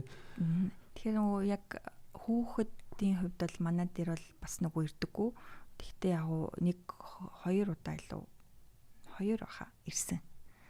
Тэгэхээр чинь бас нөгөө ээжд нь одоо нөгөө хамт ирсэн хүнд нь ихвчлэн ээжтэй хамт ирж байгаа шүү. Тэгэхээр ээжд нь дахиад нөгөө боловсролыг олох болж байгаа байхгүй юу. Тэнгүү нөгөө хүнийх маань одоо нөгөө хүлээж авах өнцөг одоо хүсэл лидер бас нэг өөр тий. Тэгэхээр ер нь л айгүй их юм шаардлагдан да.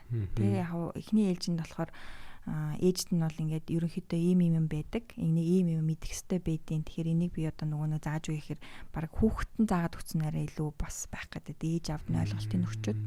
Тийм наснаас нь шалтгаалаад ер нь л нэг 10 эдээс дээш настай хүүхдүүд бол баг өөртөө заагаад өгсөн илүү одоо нөгөө хүүхэдтэй илүү хөгөөжтэй жах юм уу тийм юм байна гэж би бодсон ер нь. Одоо нөгөө нэг хүүхдүүдийг харахаар багада чихрийн шижийн хэв шинжнийг онцлогдсон хүүхдүүд тэгээд яг насан туршид улсын эмнэлгүүдээр ингээл ирж байгаа шүү дээ. Манай тэгэл диабетийн төв дээр чи ингээл ирээл яах чинь нөгөө бөөрийн дутагдал болсон мэдрэлийн өндөрлөлүүд өгсөн. Яг одоо юу гэх юм дөнгөж 18 20 үрээл тийм өндөрлөлттэй. Тэгэл нөгөө нэг бөөрийн дутагдлаас нь цаашлал диализ гэл ингээл бөөр орлуулах хэмжээ гэл ингээл явж байгаа юмнууд харагдаж байгаа байхгүй. Тэгэхээр нөгөө нэг чи ингээд нэг уул нь ингээд миний хараад ингээд жинлээд үзвэл ингээд бүр үнэхээр харцангуй ойлголттой байхгүй. Бүр үнэхээр нэг ингээд те 10 20 жилийн дараа ингээд чамд ийм хүндрэл үүсгэн. Ер нь бараг тодорхой гэж би бодоод ингээд сайн янч чадахгүй бол те. Угаасаа тодорхой. Гэтэл тэрийг хянах боломж нь байна. Магадгүй би бол одоо юу гэдгийг 5 жил зарцуулаад сур гэсэн сурахаар байхгүй юу те. 5 жил өдөр болгоо очиад хичээл суугаад болдгол байсан тий оюутан байгаад нэг мэрэгэл сурдаг гэсэн. Яг л эн чинь бараг л нэг мэрэгэл сурахаас илүү л гүнзгий төвчний юм сурж байгаа байхгүй тий. Тий. Харин тий. Тэгээ хүүхдүүд манай дээр одоо яг хоёр яг тийм хоёр л хүүхд ирсэн юм байна. Нэг нь болохоор хоолой тэмдэглэлээ хийж ирээрээ явсан. Тэгээ ирээгүй. Ахид над дээр бол ирээгүй. Нөгөө хүүхд маань болохоор ингээ надтай мессенжерээр чатаар ингээ харьцаад идэг. Тэг хүүхдийг болохоор чинь нөгөө айгу хөөрхөн штэ инсулинийх нь одоо нөгөө нэг мэдрэг байдал дээр айгу сайн байгаа тийм. Одоо би жишээ нь нэг зүсэм талхан дээр одоо төрүүлсэн штэ. Одоо хэдэн заримдаа 2 3 тарих болж байгаа. Тэгэхэд чинь тэр хүүхд бол нэг зүсэм талхан дээр бараг тарихааргүй. Одоо 50 60 грамм нэгж таардаг ч юм уу. Ер нь л тийм бидгийг. Тэгээ инсулины хэрэгцээ нь ер нь бол бага гэх юм уу. Тэгээ дээр нь би бол нэг шин гадаа гараад гүйлэхэд миний сахар одоо 15 6 мургатаа багахад би гараад гүйлэхэд миний сахар унах хэмжээний тэгж буухгүй шүү дээ. Гэтэл хүүхдүүд бол 15 6-аад дээр багт гадаа гараад жоохон тоглоход чинь сахар нь бүр унцдаг ч юм уу тийм. Бодис солилцоо амар эрчимтэй байна тийм. Тэгэхээр тэрэн дээр бас нөгөө яг энгийн насанд хүрсэн хүнээс бол бас шал өөр нөгөө төлөвлөлт дээр бас их шаарддаг. Илүү насанд хүрсэн хүнээс илүү их одоо ажиллах хэрэгцээ юм уу байх юм байна гэж би харсан. Тэгээд надад одоогоор бол яг тулж ажилласан бол туршлага бол баггүй байгаа. Хүүхдээр тийм. Тэгээд яг ирсэн хүүхдүүдээс хараад ингээд нөгөө яг хоолных нь түүхийн ингээд яриулаад ингээд тооцоолоод үзэхэд бол ерөөхдөө нэг тиймэрхүү хэмжээтэй харагдаад идэг. За сүүлд ер нь сошиалар гарч байгаа мэдээ нэг харсан тах тий чихрийн шижийн хэв шинжнэхтэй холбоотой одоо нөгөө үргэлжлсэн хяналттай монитор авахтай тэгээд нөгөө эрүүл мэндийн яамнаас одоо хүүхдүүд дүнгүү тавьж өгөхөр боллоо гэл те. Ер нь энэ талаар ер нь юу гэж бодож байна? Ер нь хэрэгцээтэй байна гэж бодож байна. Одоо хэрвээ чи оронд нь байсан бол илүү бодож байгаа ш. Одоо би бол хэрэгтэй гэдгийг мэдчихэл байгаа юм л та. Энэ хүүхдүүд илүү сайн хянана гэж бодож байгаа ч гэсэн яг хөө өмнөхөө бодвол арай илүү хяналтцай байх, сайн байх байх. Тий. Тэгээ одоо ч нөгөө нэг одоо юу эдсний дараа илүү хүсэж байна гэдгийг харах боломжтой болчих жоохгүй тий. Тэгэхээр нөгөө нэг тэрэндээ тохируулаад хоолоо тохируулах ч юм уу тэр нөгөө мэдлэгээ бас нэг астаж ч юм уу олоод авчихна гэсэн үг. Тэгээд хүүхэд чинь өөрөө нөгөө баг наснасаа шалтгаалал байн гараа хатгаал өдөрт 10 20 удаа идэр хатах үе гарна. Тэр болгонтэй сүлдө нөгөө хатах газар олдохгүй болдог ч юм уу өвдөн тий. Тэрнийг бол маш их хөнгөвчлөдөг. Нэг цулгачаад 15 20 тоног байчин. Тэгээд ингээл 5 минут тутам ингээл харуулаад тэгэхээр энэ ч маш том давуу тал. За тэгээд бүр одоо нөгөө нэг дэвшилттэй гэх юм бол одоо нөгөө инсулин одоо хиймэл нойр болчих гэж яриад байгаа шүү дээ. Инсулины памп, инсулины под гэдэг шахуурга гэж хэлээд байгаа. Тэрийг одоо суурлуулж юм бол бүр яг л нойр булчирхаа яаж ажилтгүй тэр зарчмаар одоо тэр маань инсулин нь ингээд ялгаруулад идэг. Гэхдээ энийгээ гэсэндээ бас ажилуулахын тулд нөгөө мэдлэг хэрэгтэй болчихж байгаа. Инсулиныхээ мэдрэг байдлыг бас тэнд автоматар тохируулж оруулна, засах тунгаа тохируулж оруулдаг. Би нөгөө инсулин подыг хэрэгжилж үзсэн байхгүй юу? Юу н хэрэгэлтийн одоохондоо нөгөө инсулин сайн олдохгүй байгаа болохоор бэлчээд байна. Тэгэхээр нөгөө суурь инсулиныг хэрэглэхгүйгээр хоолн дээр тарьдаг инсулинээ тэрэндээ хийгээд ингээ 3 хоног тэрийг ашиглаад ингээ солио явдаг. Суурь ашиглах уу яадаг гинэ. Одоо суурь инсулин тариад дараа нь суурь инсулинээ бид нар ингээ оройдоо тарьдэн штэ. Өглөө орой тарьж байгаа. Тэгэнгүүт чинь тэрийгэ тархаа болоод би тэр суурь инсулинийхээ хэрэгцээг болохоор шууд нөгөө новор апидаар нөгөө юугаараа тий богны инсулинээрээ одоо хийчихэж байгаа. Байнга тариа явчихна, баг баг тунгаар тариа явчихна гэсэн үг шүү дээ. Цаг тутамдаа тий. Тэгээ тэрийгэ одоо нөгөө тохируулахын тулд бас ахаал баахан тоо бодно. Нөгөө удирдлагын дээр нөгөө нэг аппликейшн дээр ч юм уу тий нөгөө тэрийгэ бүгднийг нь өөрөө гараараа оруулж тооцож ийдэг. Тэгээ тэндээсээ тохируулгыг одоо би 40 г нүрс 45 г нүрс сэтгэгдэн 47 г-ыг идэх чинь гингүүт чинь яг миний тохируулснаар тэр өөрөө тооцоолоод тарьчихна. Чи өөрөө нэг юуг оруулаад өгдөг юм. Би нүүрсэн тийм өөгцсөн тийм идлээ. Нүрс оруулна. Тэгээд инсулин мэдрэг байдлаа оруулна. Тэгээ нөгөө засах тун гэдэг дээ шүү дээ. Нөгөө нэг чинь хэдэн грамм тарах уу гэд тэрийгээ осоор бодоод оруулчихна. Тэгээд нэг тохируулчвал тэгээ дахиад нөгөө засах шаардлагагүйгээр за яах вэ өөрөө нөгөө ямар нэгэн байдлаар жин одоо инсулин чи уусаа жин нэмэгдэхин хэрэг л нөгөө нэг хэрэгцээнд дээртэж болж тийм. Тэгэхээр тэрэндээ тохируулаад нөгөө инсулинийхээ тунг дээртэж нь болгоод тэгээд хэрэгжилчтэй. Тэрийг хэрэгжилж авах үед бол миний инсулины хэрэгцээ бүр маш их буурсан. Яг тэгэхээр нөгөө бутархай тоогоор тарчиж болдог. Тэг 125 өдргээ тарчиж болдог. Тэгэнгүүт чинь бас сахар унах хэдэр нь бага. Тийм. Ер нь бол айгүй үр дүнтэй байдаг. Тэгээд би одоо ингээд шууд ингээд хоолн дээрээ тариад явж байгаа. Тэгэхэд энэ үе бол ингээд юм савлгаа ирэхэд жоох үүсээд идэв. Тийм одоо нөгөө подн дээр под буюу шахуурга дээр тохируулга зөв хийгээд одоо тэр нь зөв тохируулаад тариад авах юм бол ингээ яг шулуу эрүүл хөшиг бах юм бараг тий. Шулуун шугамшиг гэдэр байгаад идэг. За тэгээд бүр одоо ухаалаг нь олцсон болохоор нөгөө одоо саар хэмжээд байгаа аппарат байгаа шүү дээ бидний одоо суурлалцсан байгаа CGM гэд тэр аппараттайгаа нөгөө тэр под шахуурга ингээ холбоцсон цуг ажилтдаг гэсэн үг шүү дээ. Сахараа мэдээд өөрөө шахаад ирнэ гэсэн үг. Тийм тэрийг би одоо удирдах шаардлагагүй эхлээд нөгөө мэдээллүүдэд зөв өгсөн байхад тэр миний тэрэндээс нөгөө мэдээлэл аваа за одоо 7 болцсон байна нэг буулгах хэрэгтэй гэд ингээ бариад явчихдаг. Тэр бол тэгэхээр бол бүр маш сайн баригддаг.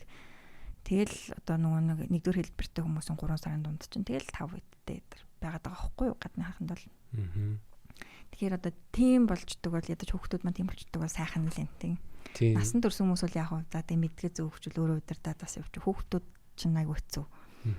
Нэг өөрөө шийдвэр гаргаж чадахгүй тэгэл аав ээжээрээ асран хамгаалагчаараа тариулна тийм. Тэгэхээр нэг тиймэрхүү юм өгчүүл байдаг бол одоо амар байгаа сургуульд ирчихсэн тийм.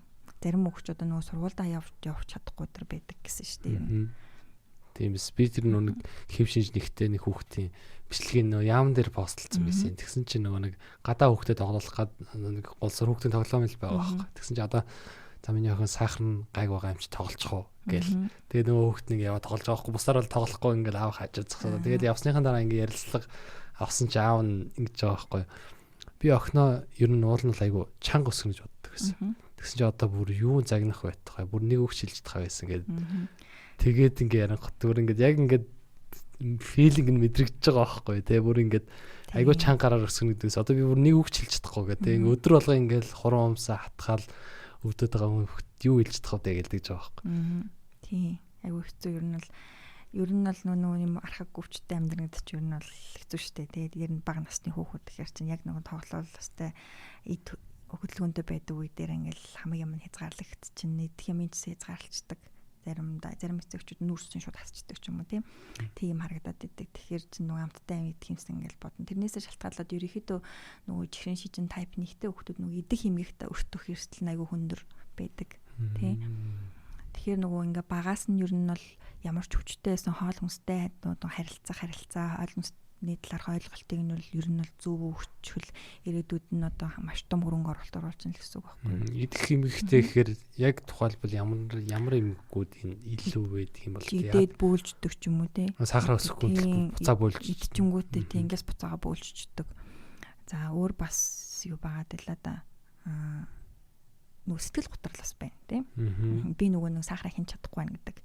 Сэтгэл гутрал. Идчих юм бол өсчин дөөж гэдэг юм уу тий. Уусаа дандаа тийм айцтай явчихдаг. Сэтгэл гутрал байна. Идэх хэмгээс гадна сэтгэл гутрал аягүй ихэд угаасаа тэ сахар хэлбэлзээд тахаар угаасаа нөгөө нэг сэтгэл зүй технологи л шүү дээ тий. Тэрнээс шалтгаалаад сэтгэл гутралд хөвчлөлгүй том хүмүүс ч гэсэн аягүй орчдөг. Битсэн нэг хэсэг орох гээд үтсэн ажилд орчоод нөгөө нэг ингээд орчин өөрчлөгдөж байгаа шүү дээ тий. Тэгэнгүүт чинь нөгөө тариагаа хийчихэд байж идэл одоо ингээ хүн ороод ирдэг ч юм уу. Тэгэл сахар ингээ унчин идэж амжихгүй байж идэл. За тэг унчингууд нөгөө сахар унчингууд чинь нөгөө аюу хэцүү мэдрэмж төрөл ингээ хоос үлсэж байгаа юм шиг мэдрэмж төрөнгүүд чинь 50-аар хамгийн юм нэг мэдгэд хамаад идсэн мэдэг. Тэнгүүд нөгөө сахар ч юу 15-20 мөр хүрэл гээл савлуулаад нэг хэсэг. Тэгэнгүүт чинь энэ нөгөө сэтгэл зүйтэй хөнөөлж байгаа байхгүй тий. Тэгэл амар өртөө итгэлдэггүй болдог ч юм уу. За тэгэл сахар хянах хэрэг ч юуж байгаа ингэж бас хэсэг бодогддог ч юм уу тий. Тэгээ яг ажилд ороод миний 3 сарын дундаж ер нь айгүй нэг юм хэцүү ингээл ядраал тий би толгойн ажлын ачаал стресс болж байгаа юм болов шинэ юм тасгаад тэгээд ботсон чинь 3 сарын дундаж минь бүр аягүй өссөн бийсэн. Тэгэхээр 8.3 өдөр болцсон байсан юм. Тэгэл тэрийг харчаал за хаста ингэж болохгүй юм байна гэж шууд арга хэмжээ авч эхэлж байгаа юм чинь. Тэгээ энэ сэтгэл зүйтэй аюух нөлөөлтэй. Тэгэхээр нөгөө хүүхдийн хувьд бол бүр илүү их нөлөөлнө шүү дээ. Ер нь одоо юу гэдэг одоо автоиммуны шалтгаантай юм хөгжлөж угаасаа идэхгүй те угаасаа би бол ингээ зарим хүмүүст ингээ угаасаа эвлэр гэдэг ингээ хэлдэг байхгүй би өөртөө ингээ автоиммуны өвчтэй угаасаа ямар одоо юу гэдэг ингээ мэдрэмжтэй байдаг те эхэндээ бол хүн болго ингээ идгэх гээл те эмчлэх гээл ингээ яваад байдаг над ер нь тэгж харагддаг байхгүй ер нь хэр хэцүү байдаг ингээ анх одоо юу гэдэг ийм асуудлууд ер нь бос хүмүүстэй харьцуулахад одоо юу гэдэг би бол зарим тохиолдолд гэж боддог байсан байхгүй одоо энэ тарган чамаагүй тарган хүмүүс биш тэ өөрийгөө ингээл голоол яваад байгаа тэр би надад өгчөөсөө минийхээ буцаага авчаасаа гэж би боддог байсан байхгүй яг бүр нилээдэн жилийн өмнөх би яг тэгж боддог байсан бүр ингээд сүултээ ингээд би өвдөөд ингээд юу байдаг тэгэхээр сэтгэл зүй би миний одоо хамгийн их ингээд сэтгэл зүй мүгээр ундаг үе бол яг өвдөхөөр байдаг байхгүй угаасаа бүр тэгэхээр ер нь амар ингээд сэтгэл зүйд их нөлөөлдөг санагддаг. Тэгээ ер нь чиний хувьд ер нь ямар байдгийг? Ямар байсан гэдэг юм. Яг уу бүр амар тэгж сэтгэлээр унаа, тэгж яах төр хүлээж аваагүй л дээ. Яг тухайн үед бас нөгөө яг амьдралд нөгөө гашуу тохиолдсон байсан, яг үе давхцсан байсан бохгүй. Тэгэхээр тэрнтэй холбоотойгоор ч юм уу нэг тийж хүн дээр хүлээж аваагүй. Эсвэл дотор нь уцаж ирсэн болов уу гэдэг. Тэ мэдхгүй. Тэгээд ерөөсөө нэг хүн дээр хүлээж аваагүй. Тэгэл за гэж аваад за одоо ингээл би сахартай болж байгаа юм байна. Ингээл зохицуулж амьдрах юм байна гэд ерөнхийдөө бол нэг гайгүй хүлээгээд авцсан. Гэхдээ ингээд амьдрах явцад бол аюу хэцүү. Одоо энгийн хүн өглөөс эрэхтэй зүгээр за өнөөдөр юу ихлээ ч юм юу итгэлээ гэж сэрж батал би ч өглөө сэрэнгүүтээ шууд сахар хийдэг байгаа лээ. За сахар хийдэг байгаа. За одоо би чинь юу идэх хэвтэй лээ? Хідээр тарих хэвтэй лээ. За тэгээд тэрхийн хүмүүс за одоо би чинь гараад алхах хөлөө өнөөдөр чи их хөдөлгөөнтэй байх хөлөө тэгэхээр их тарчвал одоо яах вүлээ баг тарих хэвтэй лөө гэл амар олон шийдвэрүүд өдөр тутам гарах хэвтэй болчтой. За тэгээд дээр нь одоо ингээ ажил хийгээл одоо ингээ нийгмийн харилцаанд ороо явж байгаа бусад хүмүүстэй саад болохгүй те дараа болохгүй байх хэвтэй. За машин барихтаа хүртэл ихлэ сахара хэвэн байна үзэн тийм 6-аас доош ах юм бол жоох юм идчихээд юм сахар машин барь явж байгаа сахар унах аюултай.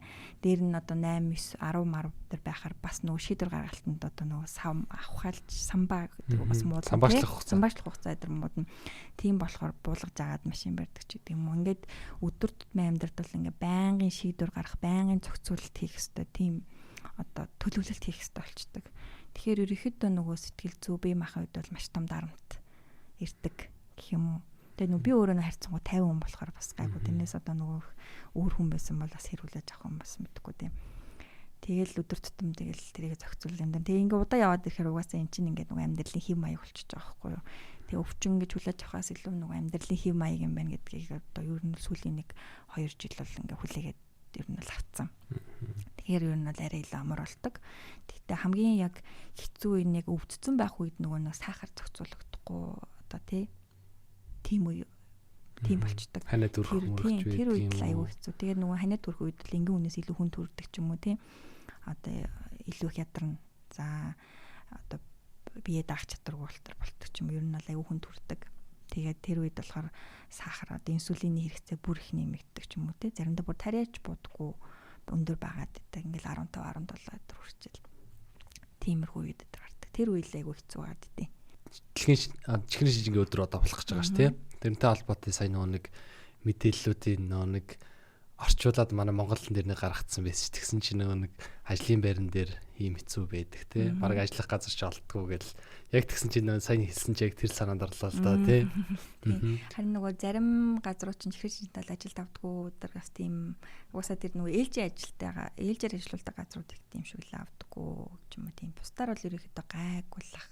Манайхцсан гайгүй яг хөө би өөрөө айгүй хичээгээд хүм эргэн тойрныхондоо саад болохгүй за нөгөө сахар нуунаал ихсэл одоо хажуудах хүмүүсд сандраад байхгүй байхын тулд айгүй их менежмент ер нь л хийх гэж их зорддог. Төлөвлөгөө гаргадаг. Ингээл байнгын төлөвлөлөө сахараа гараад одоо чинь тийм болох юм чи би сахараа хэд дээр сайн барьж авах хэрэгтэй гэдэг ч юм уу тий.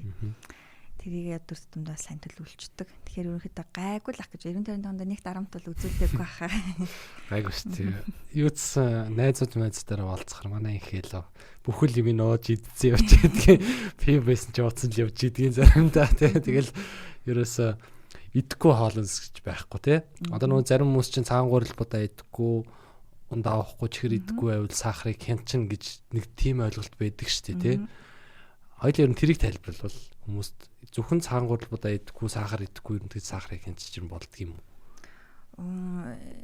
Үгүй яг уу цагаан гурилбуудаа сахар хэрэглэхгүй насан туршдаа амьдарч үл хүн чадахгүй чадвар нь гэвэл одоо сайн л энэ тий чадахгүй.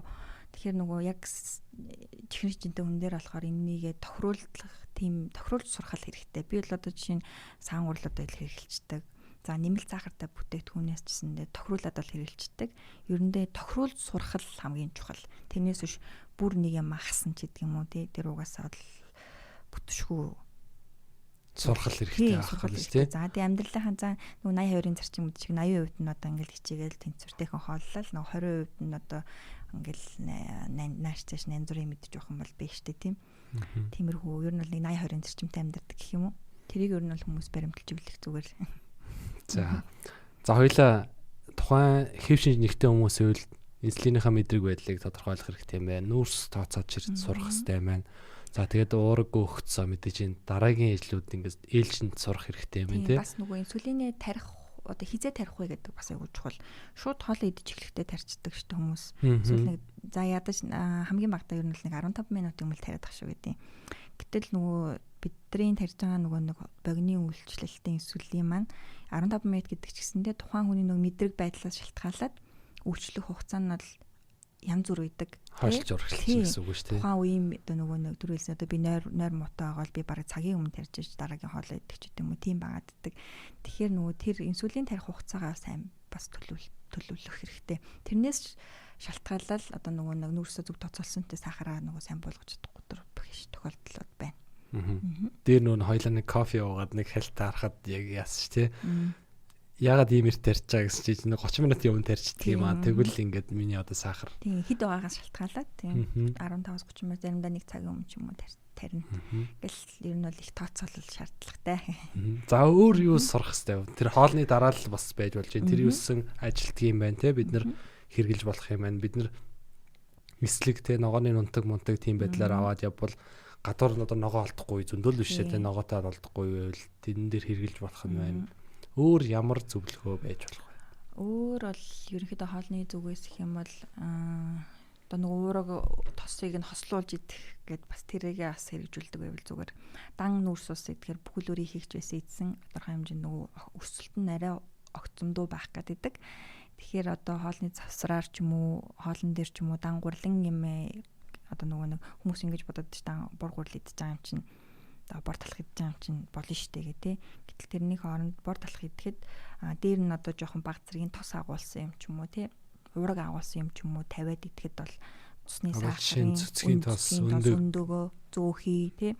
Тийм самарын тос өдр сүлээд хүмүүс асуудаг болоод тааш тиймэрхүү ямиг тодорхой хэмжээнд баг хэмжээг нэг халбах ч юм уу төрх түрхээд идэхэд бол дан эдснээс арай ингээд нөгөө зугуухан өсөж ирдэг. Тэгээд бас доктортой байх хугацаа нь арай урт. Яг нөгөө хөнгөн цайны цаг дээр бол энийг зүгээр идэв. Дараагийн хоол бол сахар унахгүй ч юм уу доктортой байх гэдэг. Нүрсийг өөхцтэй уурахтай хослуулаад хөнгө олондоо идвэл илүүтэй зүгээр тэрэн дээр тэгээд баг нэг жинслийн бас тийм илүү баг орно гэсэн. Хоёрдугаар хэлбэрийнхэнд бол бас энэ нас ажиглагддаг шүү дээ. Ер нь бол 1 2 гэд нэг айхтар ялгаа бол бараг байхгүй хоолны хувь дээр тийм. Сахараа барих байдал нь бол яг ижлэхэн байвал менежмент айгуу сайтай байна. За өөр ямар зөвлөгөө ажиллах вэ? Саяны хэдийг сурах гэж миний бодлоор дараа жил явах хаа тий. Тийм хамгийн багтаа. Эхлээс сонсчлоо дараа нь тэрийг хөвшүүлнэ гэдэг чинь бас тий дадал суuna гэдэг чинь бас их удна. Гэхдээ нэг үр дүн гараад ирэхийг харахаар хүмүүс ер нь бол хэрэгжүүлчихдэг.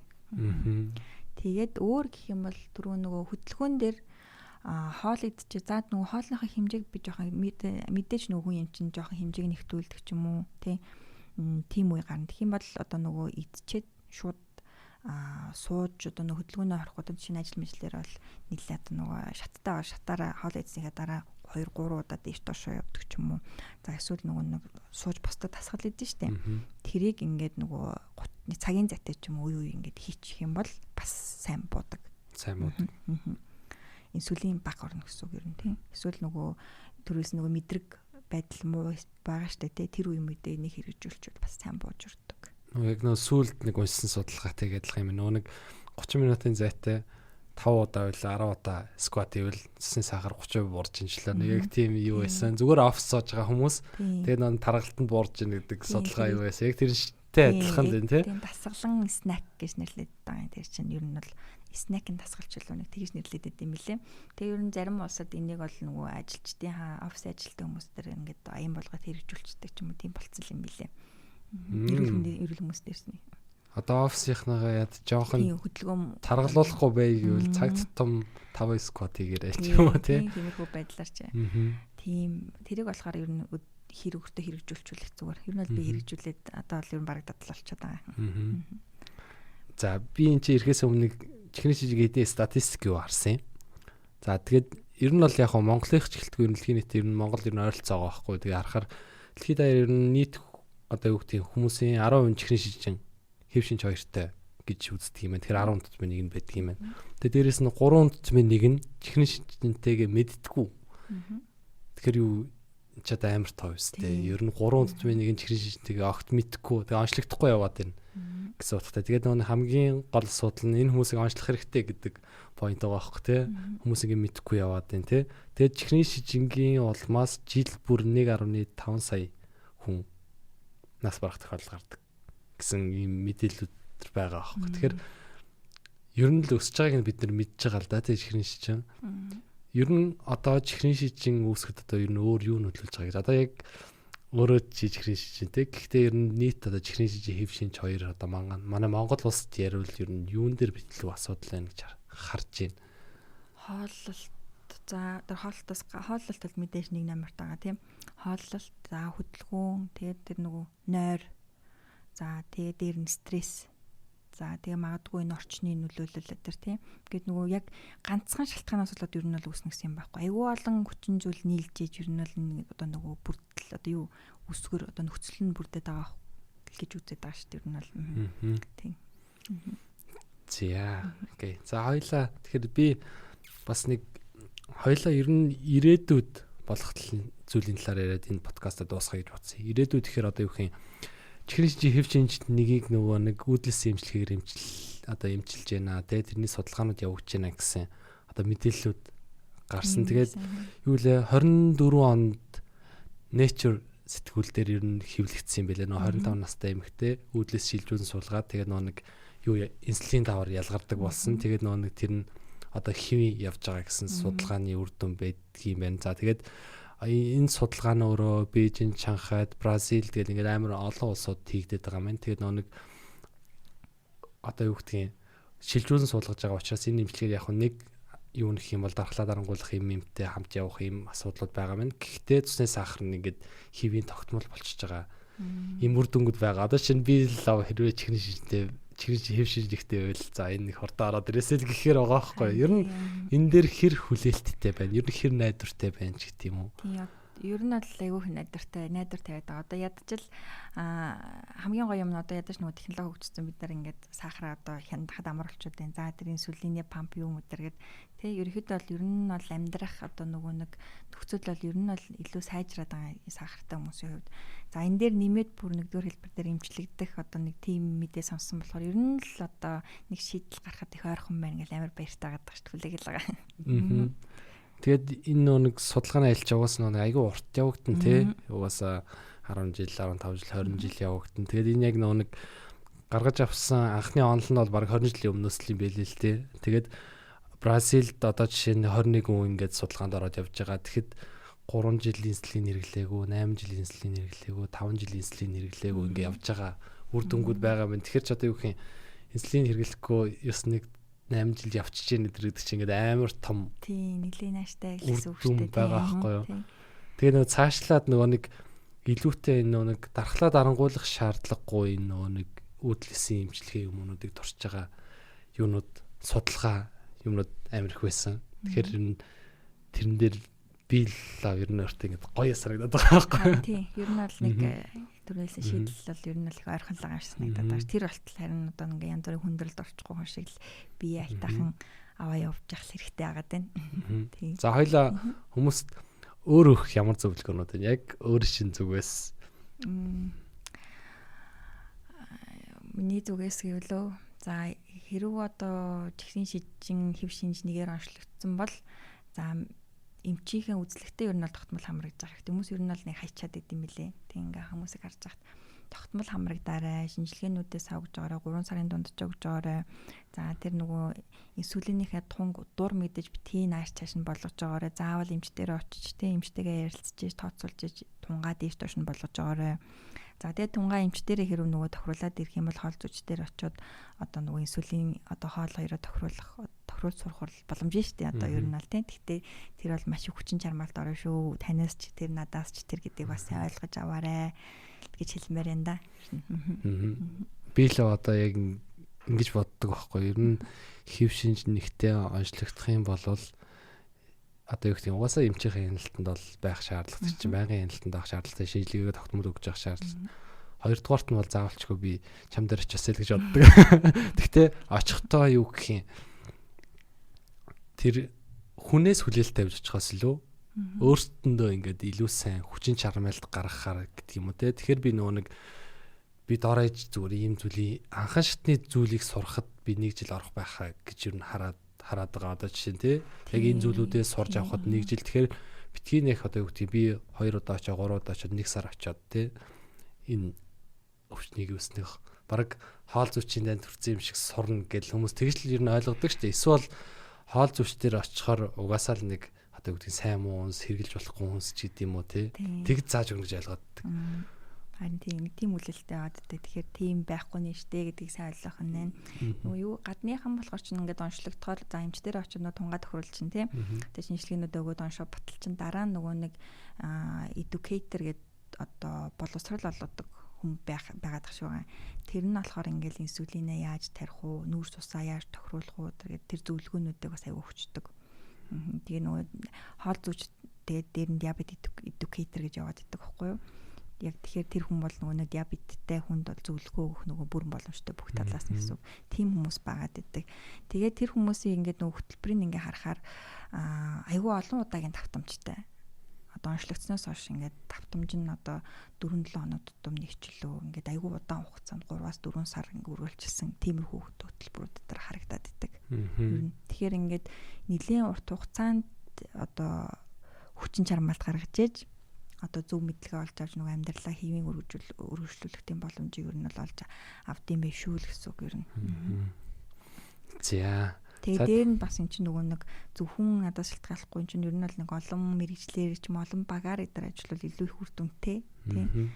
Сэтгэл зүйчдэр бас сэтгэл зүйчийн хэрэгцээс аягүй ихтэй дөнгөж ингэж сонсож байгаа. Ялангуяа нэгдүгээр хэлбэр онцлогдсон хүүхдүүдийн эцэг эхчүүд дээр бас энэ хэрэгцээ аягүй байдаг. Тэгэхээр бас нэг олон багаар ажилладаг ч юм уу тийм бодог болчиход бас их гоё тийм.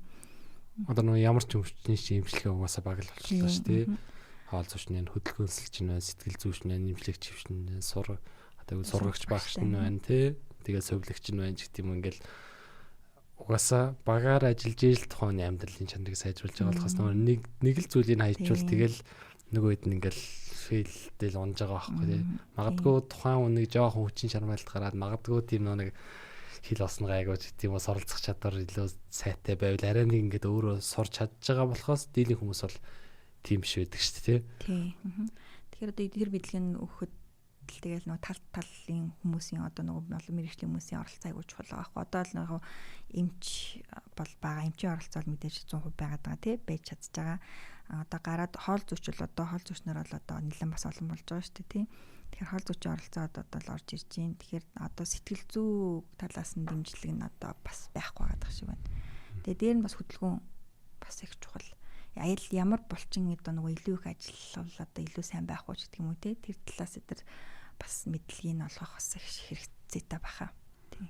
Би бол одоо өөрөө мэдэхгүй шүү дээ сайн. Бас би бол одоо миний уншсан юмас л юу л гэдэг шүү. Том булчингаал ажиллавал гэдэг шүү дээ. Угаас тий. Нуруу юм уу хөл болчдөг, хөлний булчин. Тэгэхээр нөгөө squat хийх чи хамгийн сайн тураадаг.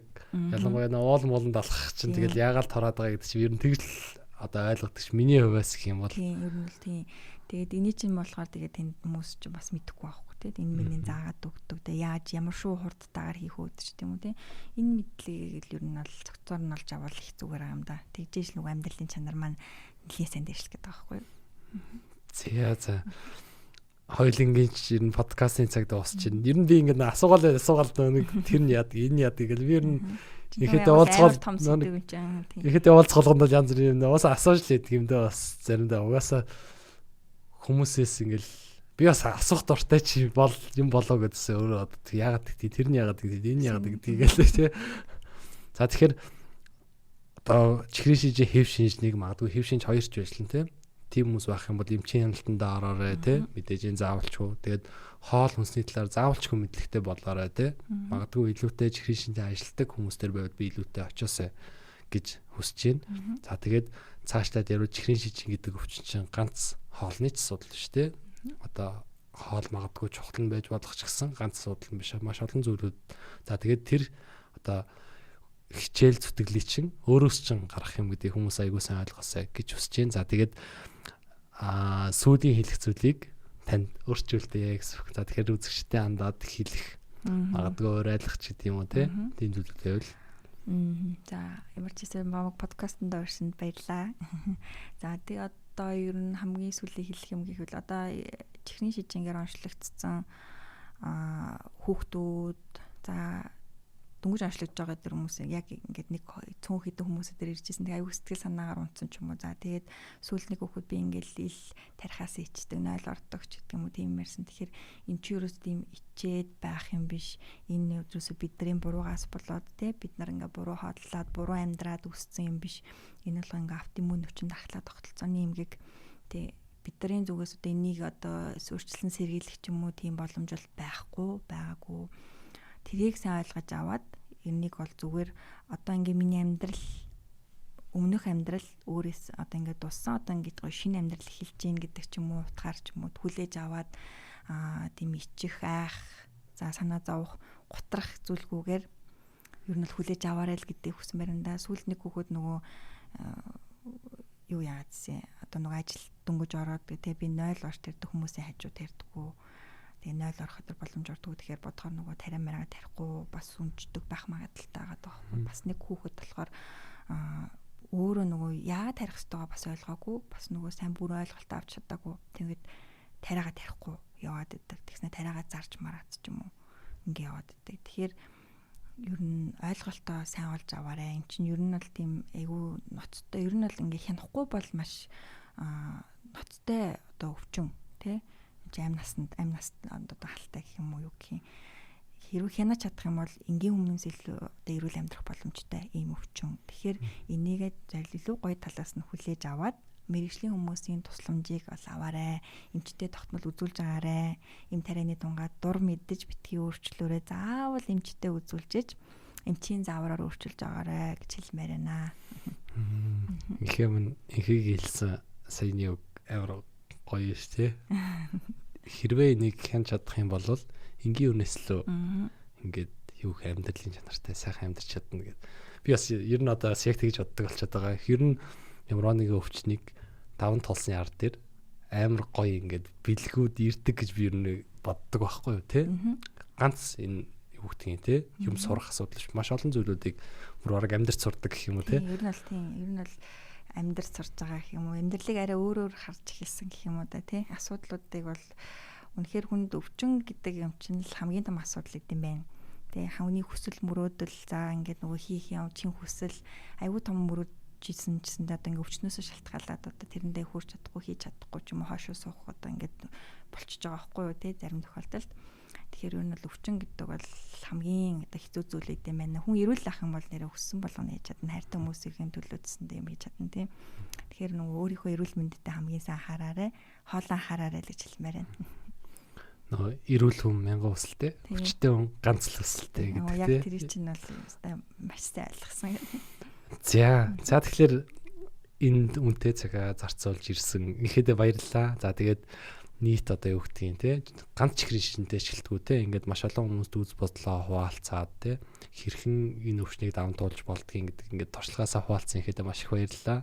За тэгээд цаашдынх нь ажилд нь амжилтсъя, эрүүлийн хийх хүсье. За баярлалаа. Өрсөнд баярлалаа. За баярлалаа. За бидний подкасттай хамт байсан үзэгч та бүхэдтэй баярлалаа. За тэгээд подкастыг маань дэмжижээвэл лайк дараад, шеэр хийгээд, фоллоу хийгээд те subscribe дараад гэх юм уу те байж болох бүх зүйлээрээ дэмжээрэй гэж хүсэж байна. За тэгээд дэмжигдсэн одоо юу гэдэг эрүүл мэндтэй холбоотой ялангуяа эрүүл мэнд рүү хоол шимтгийл амьдралын юм ихтэй мэдээллүүдийг та бүгд хүргэх хичээх болно. За тэгээд биднийг дэмжээрэй гэж хэлье.